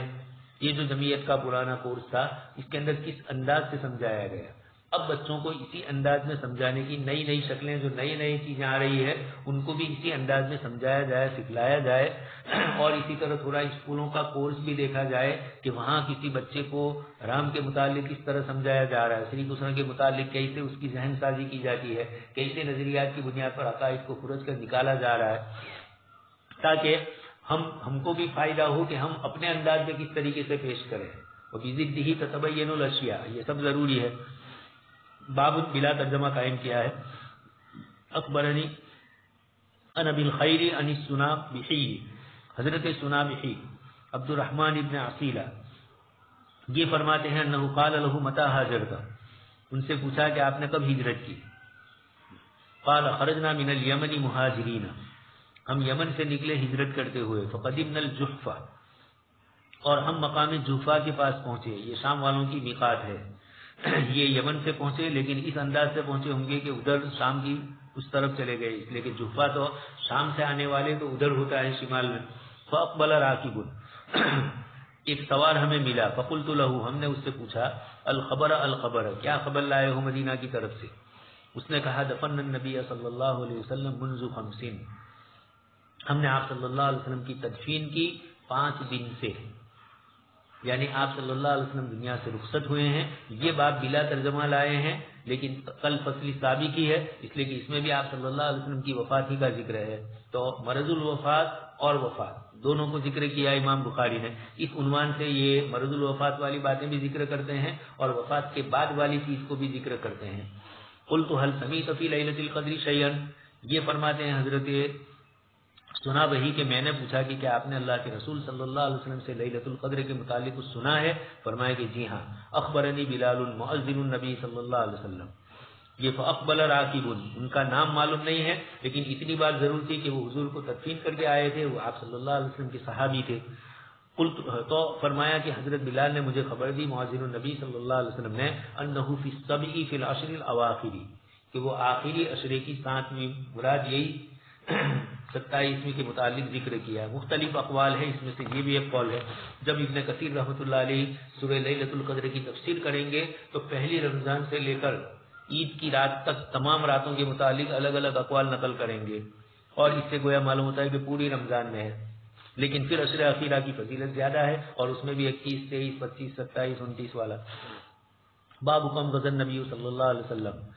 باب آپ صلی اللہ علیہ وسلم نے کتنے غزوے فرمائے، یہ شروع میں بھی آپ سن چکے ہیں، غزوہ بدر کے سلسلے میں جب کتاب المغازی روایت شروع ہوئی تھی تو مغازی کے عنوان کے اندر انہوں نے اس موقع پر یہی روایت پہلے پیش کی تھی، محمد ابن اسحاق والی، حضرت وہ نیچے والی روایت جو آگے آ رہی ہے۔ سألت زید بن ارقم، پہلی روایت بھی یہی تھی کہ میں نے حضرت زید بن ارقم رضی اللہ تعالیٰ عنہ سے پوچھا کہ کتنے غزوے آپ صلی اللہ علیہ وسلم کے ساتھ آپ شریک ہوئے، تو فرمایا کہ کم غزوہ ماں، آپ کے ساتھ کتنے غزوے میں شریک ہوئے، تو فرمایا 17۔ فرمایا کہ حضور نے کتنے کیے، تو انہوں نے 19 ذکر کیے تھے۔ اس وقت بھی کہا گیا تھا کہ یہ انہوں نے اپنے علم کے متعلق کہا یا ایک دوسرے میں جوڑ کر، جیسے فتح مکہ ہے تو اس موقع پر دونوں کو جوڑ دیا، فتح مکہ کو بھی جوڑا، حنین کو بھی جوڑا، غزوہ اوتاس کو بھی جوڑ دیا اور طائف کے محاصرے کو بھی ذکر کر دیا۔ اس طریقے سے ایک دوسرے سے قریب قریب ذکر کر دیا۔ بعد والی روایت میں ہے حضرت برا کی روایت، غزوت مع نبی صلی اللہ علیہ وسلم 15 صحابی اپنی معلومات کے متعلق اور اپنے خود کے عمل کے متعلق فرماتے ہیں کہ حضور کے ساتھ میں 15 غزوات میں شریک ہوا۔ آپ سن چکے ہیں حضور کے ساتھ جو غزوات ہوئے یہ 27 ذکر کیے جاتے ہیں محدثین کی طرف سے، سیرت نگاروں کی طرف سے، اور مجموعی طور پر 83 ہوئے، 80 اور 3 غزوہ اور سرایا دونوں مل کر، تو یہ 15 غزوات میں شریک ہوئے ہیں۔ اللہ پاک نے توفیق دی، یہ اللہ پاک کی توفیق ہی ہوتی ہے، ایک عمل کے بعد دوسرا عمل۔ ایک اللہ والے تھے، عبادت کرتے رہتے تھے، لیکن مریدین اور دوسرے لوگوں نے کہا کہ اتنے سالوں سے آپ عبادت کرتے ہیں لیکن کبھی اوپر سے تو جواب آیا ہی نہیں کہ آپ کی عبادت کا کیا حال ہے، ہمارے یہاں قبول ہے یا کیا ہے۔ ان کے بھی دل میں وسوسہ آ گیا، ہوتے ہیں اسے لوگ وسوسہ ڈالنے والے، من الجنۃ والناس میں سے۔ جب یہ غمگین ہوئے زیادہ تو اللہ پاک کی طرف سے آواز آئی، لبیک قبول ماس۔ مولانا روم فرماتے ہیں کہ یہ تمہارا ہمارے دربار میں آنا یہی قبولیت کی دلیل ہے، ورنہ جس سے راضی نہ ہو اس کو بلائے کیوں؟ تو اللہ پاک اپنے دربار میں ہمیں بلائیں، یہ اللہ پاک کی طرف سے رضامندی کی دلیل ہے، اللہ پاک کی طرف سے خوش ہونے کی دلیل ہے۔ یہاں پر بھی صحابہ کرام میں سے کوئی 19 غزوات، کوئی 15 غزوات میں، کوئی مکمل تمام غزوات میں شریک ہوئے، یہ اللہ پاک کی طرف سے ان کے اوپر احسان ہے۔ آگے روایت، غزا مع رسول اللہ صلی اللہ علیہ وسلم 16 غزوۃ۔ حضرت بریدہ اپنے والد، حضرت ابن بریدہ اپنے والد بریدہ سے، عبداللہ ابن بریدہ اپنے والد حضرت بریدہ رضی اللہ تعالیٰ عنہ سے نقل کرتے ہیں کہ یہ حضور کے ساتھ غزوے میں شریک ہوئے 16 غزوات میں، تو کوئی 15 میں شریک ہوا، کوئی 16 میں شریک ہوا، کوئی 19 میں، الگ الگ جو ذکر کیا۔ یہ یہاں پر امام بخاری رحمۃ اللہ علیہ کی کتاب مغازی جس کو کہا جاتا ہے یہ ختم ہوئی۔ جلد دوم میں 2 چیزیں اہم ہے، ایک تو مغازی اور ایک دوسرا جس کے بعد جو شروع ہوتی ہے کتاب التفسیر، اور پھر بسم اللہ الرحمن الرحیم کے ذریعے آیات کی تفسیر ذکر کی گئی۔ امام بخاری رحمۃ اللہ علیہ نے جس طریقے سے دوسرے عناوین کو ذکر کیا، اس طریقے سے امام بخاری رحمۃ اللہ علیہ نے اپنی کتاب میں تفسیر کا بھی ایک بڑا مقام رکھا، اور کتاب التفسیر کے عنوان سے ایک تو آپ نے ترجمۃ الباب میں آیتیں پیش کی، یا کہیں روایتوں کے ضمن میں آیتیں آئی ان روایتوں کو بھی پیش کیا، اور اس طریقے سے ہم نے اپنی کتاب امام بخاری کا طریقہ استدلال استنباط اس کے اندر کتاب اللہ کی جہاں بحث کی ہے وہاں یہی ذکر کیا ہے کہ امام بخاری رحمۃ اللہ علیہ کو کتاب اللہ سے بہت خصوصی مناسبت تھی۔ ایک محدث کو تفسیر سے بھی رابطہ ہونا چاہیے، اور ایک مفتی کو تفسیر اور حدیث دونوں سے رابطہ ہونا چاہیے۔ جب ہم لوگ کتاب اور سنت سے دور ہو کر کچھ عبارتیں جو منتقل ہوئی اور وہ عبارتیں بھی ظاہر روایت وغیرہ سے کٹ کر اپنی انداز کے اندر اپنی عبارتوں میں مفاہیم ادا کرتے ہوئے آ گئی اور اس تک پہنچے، تو پھر اس کا اثر ہوا شاہ ولی اللہ رحمۃ اللہ علیہ جیسے حضرات آئے اور جنہوں نے ہماری جمود اور فقہی جمود کی بنیاد کے اوپر اس طرح کا مسئلہ تلفیق اور تقلید وغیرہ کا ذکر کیا۔ امام بخاری رحمۃ اللہ علیہ نے بھی اپنے زمانے میں اپنے علاقے میں اسی طرح تھوڑا کچھ محسوس کیا تھا، اس بنیاد پر احادیث مبارکہ کی بنیاد پر آپ نے پھر ان سے اختلاف کیا۔ خیر، امام بخاری رحمۃ اللہ علیہ کو تفسیر سے بھی اللہ پاک نے ایک بڑا حصہ عطا فرمایا تھا، چنانچہ آپ نے بخاری شریف کے اندر مختلف طریقے سے کتاب اللہ کی آیات پیش کی ہے، جیسے آپ خود مغازی میں سن چکے ہیں، جو آیتیں جہاد کے سلسلے کی قرآن کریم کی آیتوں میں آئی ان آیتوں کو امام بخاری رحمۃ اللہ علیہ نے بڑے اچھے طریقے سے پیش فرمایا۔ کبھی اختلاف ہوتا ہے آیت میں، اس کو بھی پیش کیا، لیکن اسی پر بس نہیں کیا۔ امام بخاری رحمۃ اللہ علیہ نے مستقل کتاب التفسیر کے عنوان سے بخاری شریف کے کئی صفحات میں الف لام سے لے کر بلکہ سورہ فاتحہ سے لے کر سورہ ناس تک مستقل ایک کتاب التفسیر کا عنوان قائم فرمایا، اور اس کے اندر آپ نے بہت ساری روایتوں کو پیش کیا۔ 548 مرفوع روایتیں امام بخاری رحمۃ اللہ علیہ نے پیش کی۔ دوسری بات ہے، امام بخاری رحمۃ اللہ علیہ نے کتاب التفسیر میں ایک تو آیتوں کے لغوی معنی کو پیش کیا، دوسرا آیتوں کی تفسیر پیش کی، اور تیسرا لغات کو پیش کیا الگ الگ مناسبت سے۔ ایک آیت میں ایک لفظ آیا، اس کی مناسبت سے دوسری کوئی آیت میں کوئی لفظ ہے، یا ایک صورت میں ایک لفظ ہے، دوسری کسی صورت میں اسی سے ملتا جلتا فا عین لام کلمے کی مطابقت، یا فا عین اور لام کے بجائے فا لام اور عین ہے۔ بولیں گے تو فعل ہی، لیکن یہ آپ کو سمجھانے کے لیے میں کہہ رہا ہوں، یعنی ایک جگہ پر فا کلمہ، عین کلمہ اور لام کلمہ ہے، اور وہی لفظ دوسری کسی جگہ پر آیا، وہاں فا عین اور لام والی ترتیب نہیں ہے اس کلمے کے حساب سے، بلکہ وہاں یہاں پہلے میں مثلا لام تھا، پہلے میں میم تھا دوسری جگہ پر، اور تیسرے میں میم ہے تیسری جگہ پر، اور تیسرے میں وہاں نون تھا، یہاں دوسرے میں نون ہے۔ اس کو بھی امام بخاری رحمۃ اللہ علیہ اس مناسبت سے بھی ذکر کریں گے کہ آپ کو اشتباہ نہ ہو جائے کہ فلانی آیت میں تو یہ لفظ ہے اور اس آیت میں یہ لفظ ہے، اور کبھی توجہ نہ ہو اور آدمی دونوں کلموں کو ایک سمجھ لے، یا دو کلمے ایک ہی وزن پر ہوتے ہیں لیکن ابواب کے فرق کی بنیاد پر معنی میں تبدیلی آتی ہے۔ اس طرح کی کئی چیزیں امام بخاری رحمۃ اللہ علیہ اپنی کتاب میں ذکر فرمائیں گے۔ کتاب التفسیر میں ایک دوسرا اہم مسئلہ ہے، امام بخاری رحمۃ اللہ علیہ کی کتاب التفسیر پر چونکہ چند اعتراض ہے۔ وجہ اس کی یہ ہے کہ امام بخاری رحمۃ اللہ علیہ نے اپنی یہ جو کتاب ہے اس کی لغات، ترکیب نحویہ، یہ ان کی جانب سے نہیں ہے، بلکہ اور دوسرے حضرات، خاص کر کے ابو عبیدہ معمر ابن مثنیٰ، ان کی تفسیر ہے مجاز القرآن، اس میں سے لیا ہے، اور ان کی اس تفسیر کے اوپر ترکی کے ایک عالم بہت اچھے ہیں جن کا نام علامہ فواد ہے، اور یہ الشاملہ کے اندر مجاز القرآن کے عنوان سے کئی کتابیں ہیں، اور مجاز القرآن کے معنی بھی الگ الگ ہیں۔ یہ جو کتاب ابو عبیدہ معمر ابن مثنیٰ کی تھی، اس کا نام جو مجاز القرآن رکھا گیا، تو وہاں قرآن کریم کا فصاحت و بلاغت اور حقیقت اور مجاز والا معاملہ نہیں ہے۔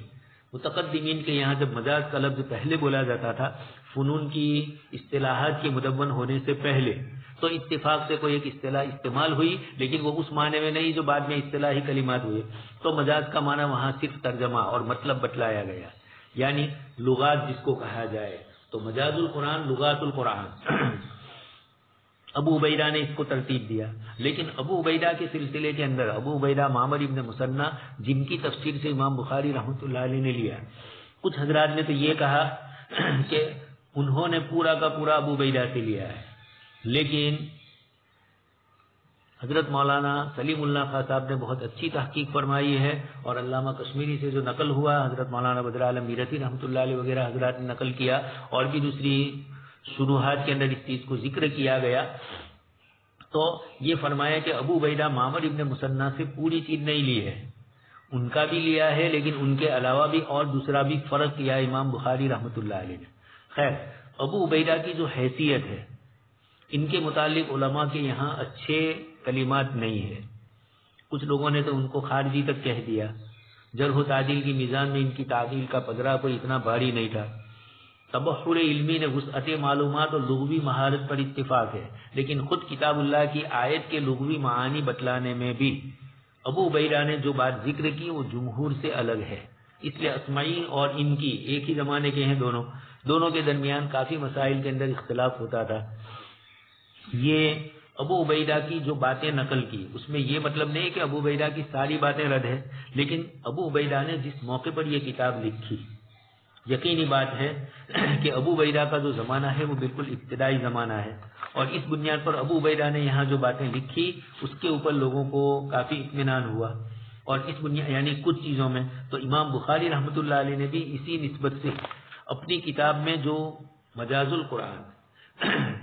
کبھی ایسا ہوتا ہے کہ ایک شخص کسی ایک چیز پر توجہ دیتا ہے، مصنفین کو اس کے تجربے ہوتے ہیں. امام بخاری رحمۃ اللہ علیہ آدمی کے حدیث کے اور فقہ کے.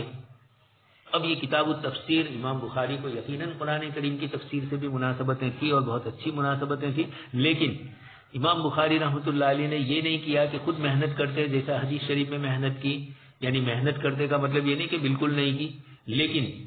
کبھی ایسا ہوتا ہے کہ اپنی کتاب میں جو مصنف کا اپنا موضوع ہوتا ہے اور جس کو بنیاد بناتے ہیں، خطہ جو ہوتا ہے، اس خطے کے اندر ان کے پیش نظر جو چیز ہوتی ہے اس سے زائد چیزوں کو بھی کبھی کبھار مصنفین ذکر کرتے ہیں. یہ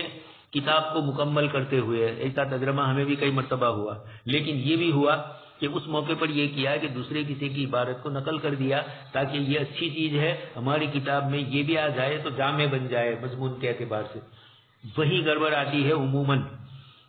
جب کبھی کسی نے ہماری کتاب پر کوئی اشکال کیا تو عمومی طور پر نظر آیا کہ ان جگہوں پر ہی کیا جہاں ہم نے دوسرے سے عبارت نقل کی، اس لیے کہ وہاں صرف نقل عبارت ہوئی ہے، خود محنت نہیں ہوئی ہے. اور جن جگہوں پر محنت کرتے ہیں تو وہ مقامات وہ ہوتے ہیں کہ جہاں ہم تحقیق کے ساتھ معاملہ کرنے کے بعد ہی چیز لکھتے ہیں تو تیقظ کے ساتھ اور تحقیق کے ساتھ ہوتی ہے. اور جہاں تقلید کی، جہاں نقل کی کسی کی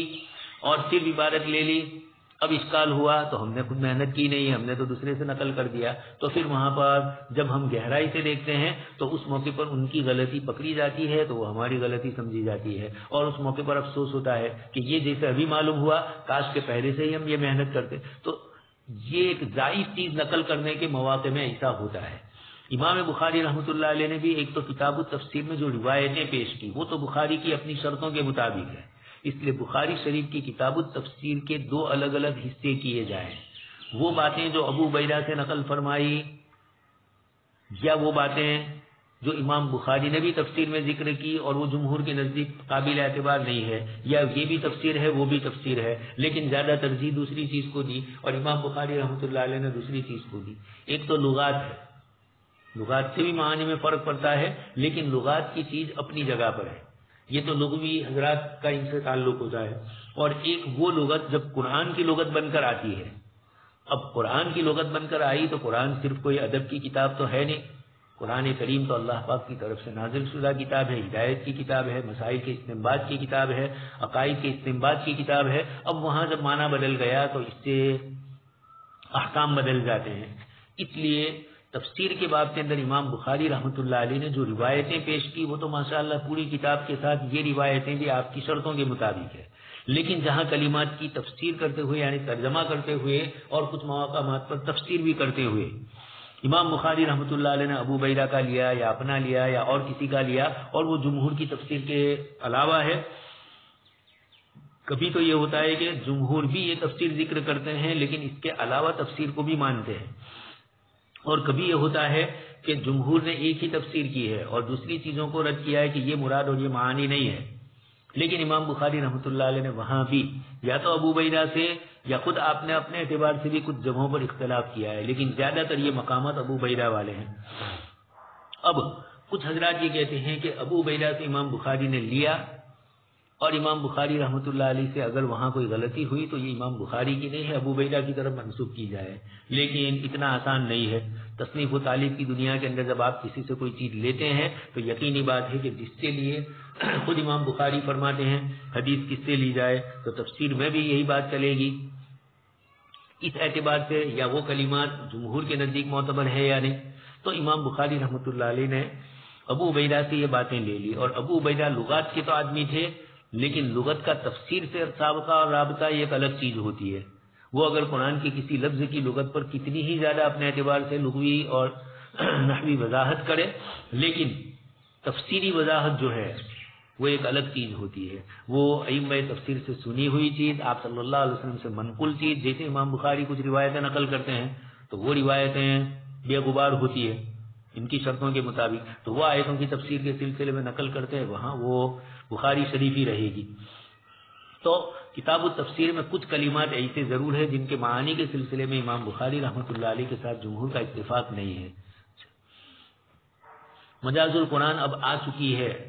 نیٹ کے اوپر اور شاملہ کے اندر بھی وہ آ چکی ہے، الشاملہ مکتبہ جو ہے، اور اس کے اوپر تحقیق بھی کر لی ہے ترکی عالم صاحب نے، تو انہوں نے تھوڑا اچھا بھی کام کیا ہے اس پر، اور بھی دوسرے حضرات نے کیا ہے.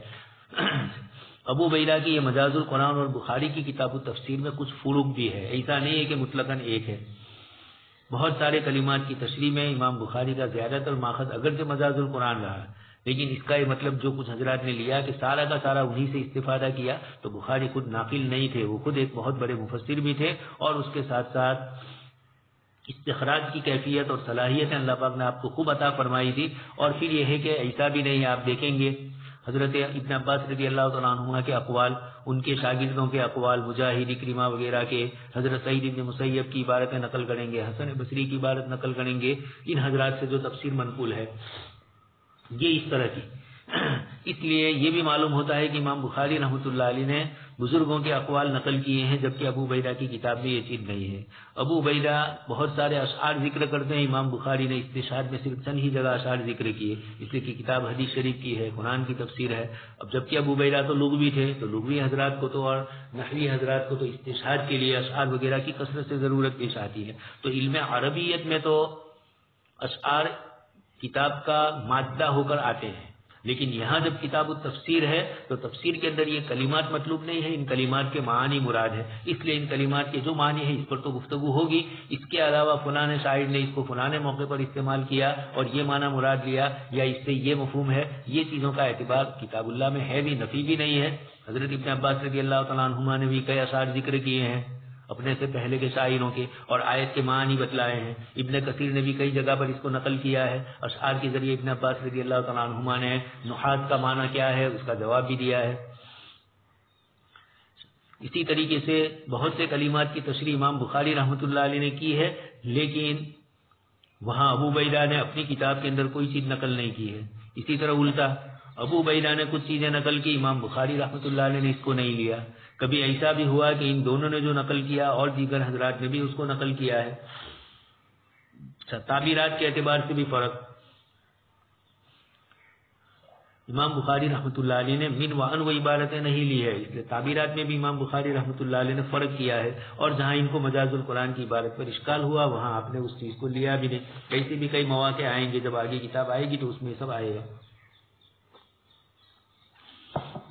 البتہ امام بخاری رحمۃ اللہ علیہ نے ایسا بھی کیا ہے کہ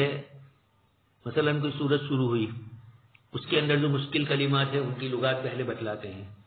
اور پھر اس کے بعد اصل روایتیں شروع کرتے ہیں۔ کبھی یہ کرتے ہیں کہ شروع میں کچھ کلمات ذکر کرتے ہیں اور پھر روایتیں آتی ہیں، پھر آگے جا کر کچھ کلمات پھر آتے ہیں،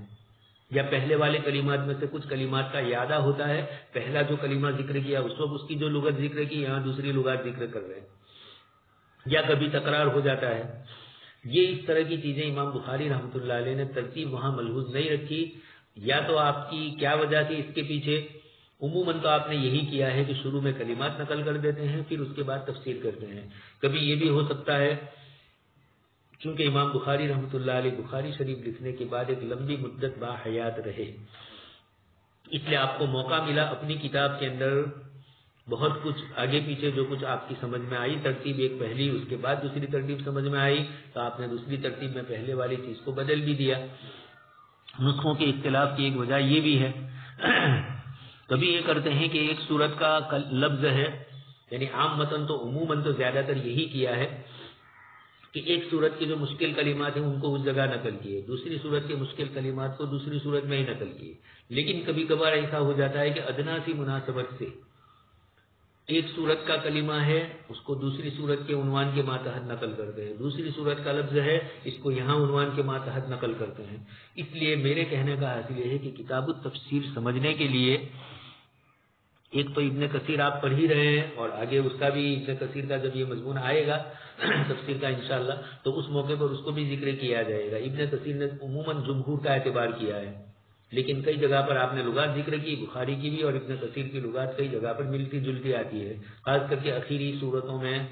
آخری پاروں کے اندر جو مشکل کلمات ہوتے ہیں ان کے معانی کے سلسلے میں جنت اور جہنم کے جہاں تذکرے ہوتے ہیں، یا اللہ پاک کی نعمتوں کا ذکر ہوتا ہے، اللہ پاک کی طرف سے عذاب کا ذکر ہوتا ہے، اس قسم کے مواقع پر جو تعبیرات ہوتی ہے قرآن کی، ایک جگہ پر ایک دوسری جگہ پر دوسری، تو وہ کیوں ہے؟ الگ الگ احوال کے اعتبار سے، الگ الگ افراد کے اعتبار سے۔ اس اعتبار سے امام بخاری رحمۃ اللہ علیہ اپنی تفسیر کے اندر یہی صرف نہیں کریں گے جو عام مفسرین کرتے ہیں کہ ایک تفسیر میں ایک کلمات ایک صورت ہی کے ذکر کریں، بلکہ کبھی یہاں کبھی وہاں کبھی اس کے کبھی اس کے، اس طریقے سے نقل کریں گے۔ امام بخاری رحمۃ اللہ علیہ کہیں کہیں کچھ معنی ایسے بھی نقل کیے مناسبتی، جبکہ دونوں کے درمیان فرق ہوتا ہے، اور اس سے پھر باطل فرقے کبھی کبھار استدلال میں اپنے آپ کو پیش کرتے ہیں۔ وَإِذْ قَالَ اللَّهُ يَا عِيسَى ابْنَ مَرْيَمَ،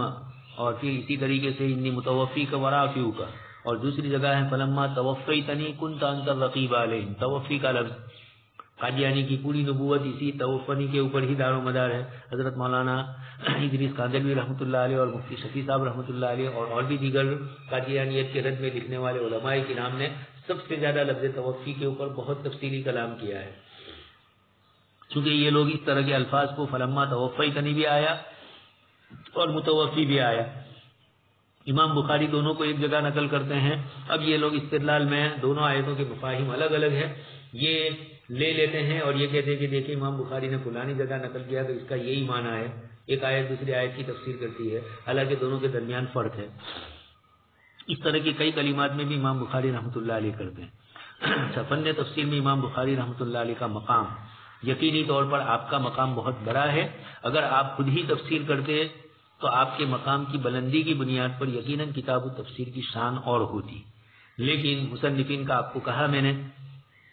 کہ کبھی کبھار اس طرح دوسروں کی چیز اس لیے لے لیتے ہیں کہ وقت کم ہے یا عبارت لمبی ہو جاتی ہے،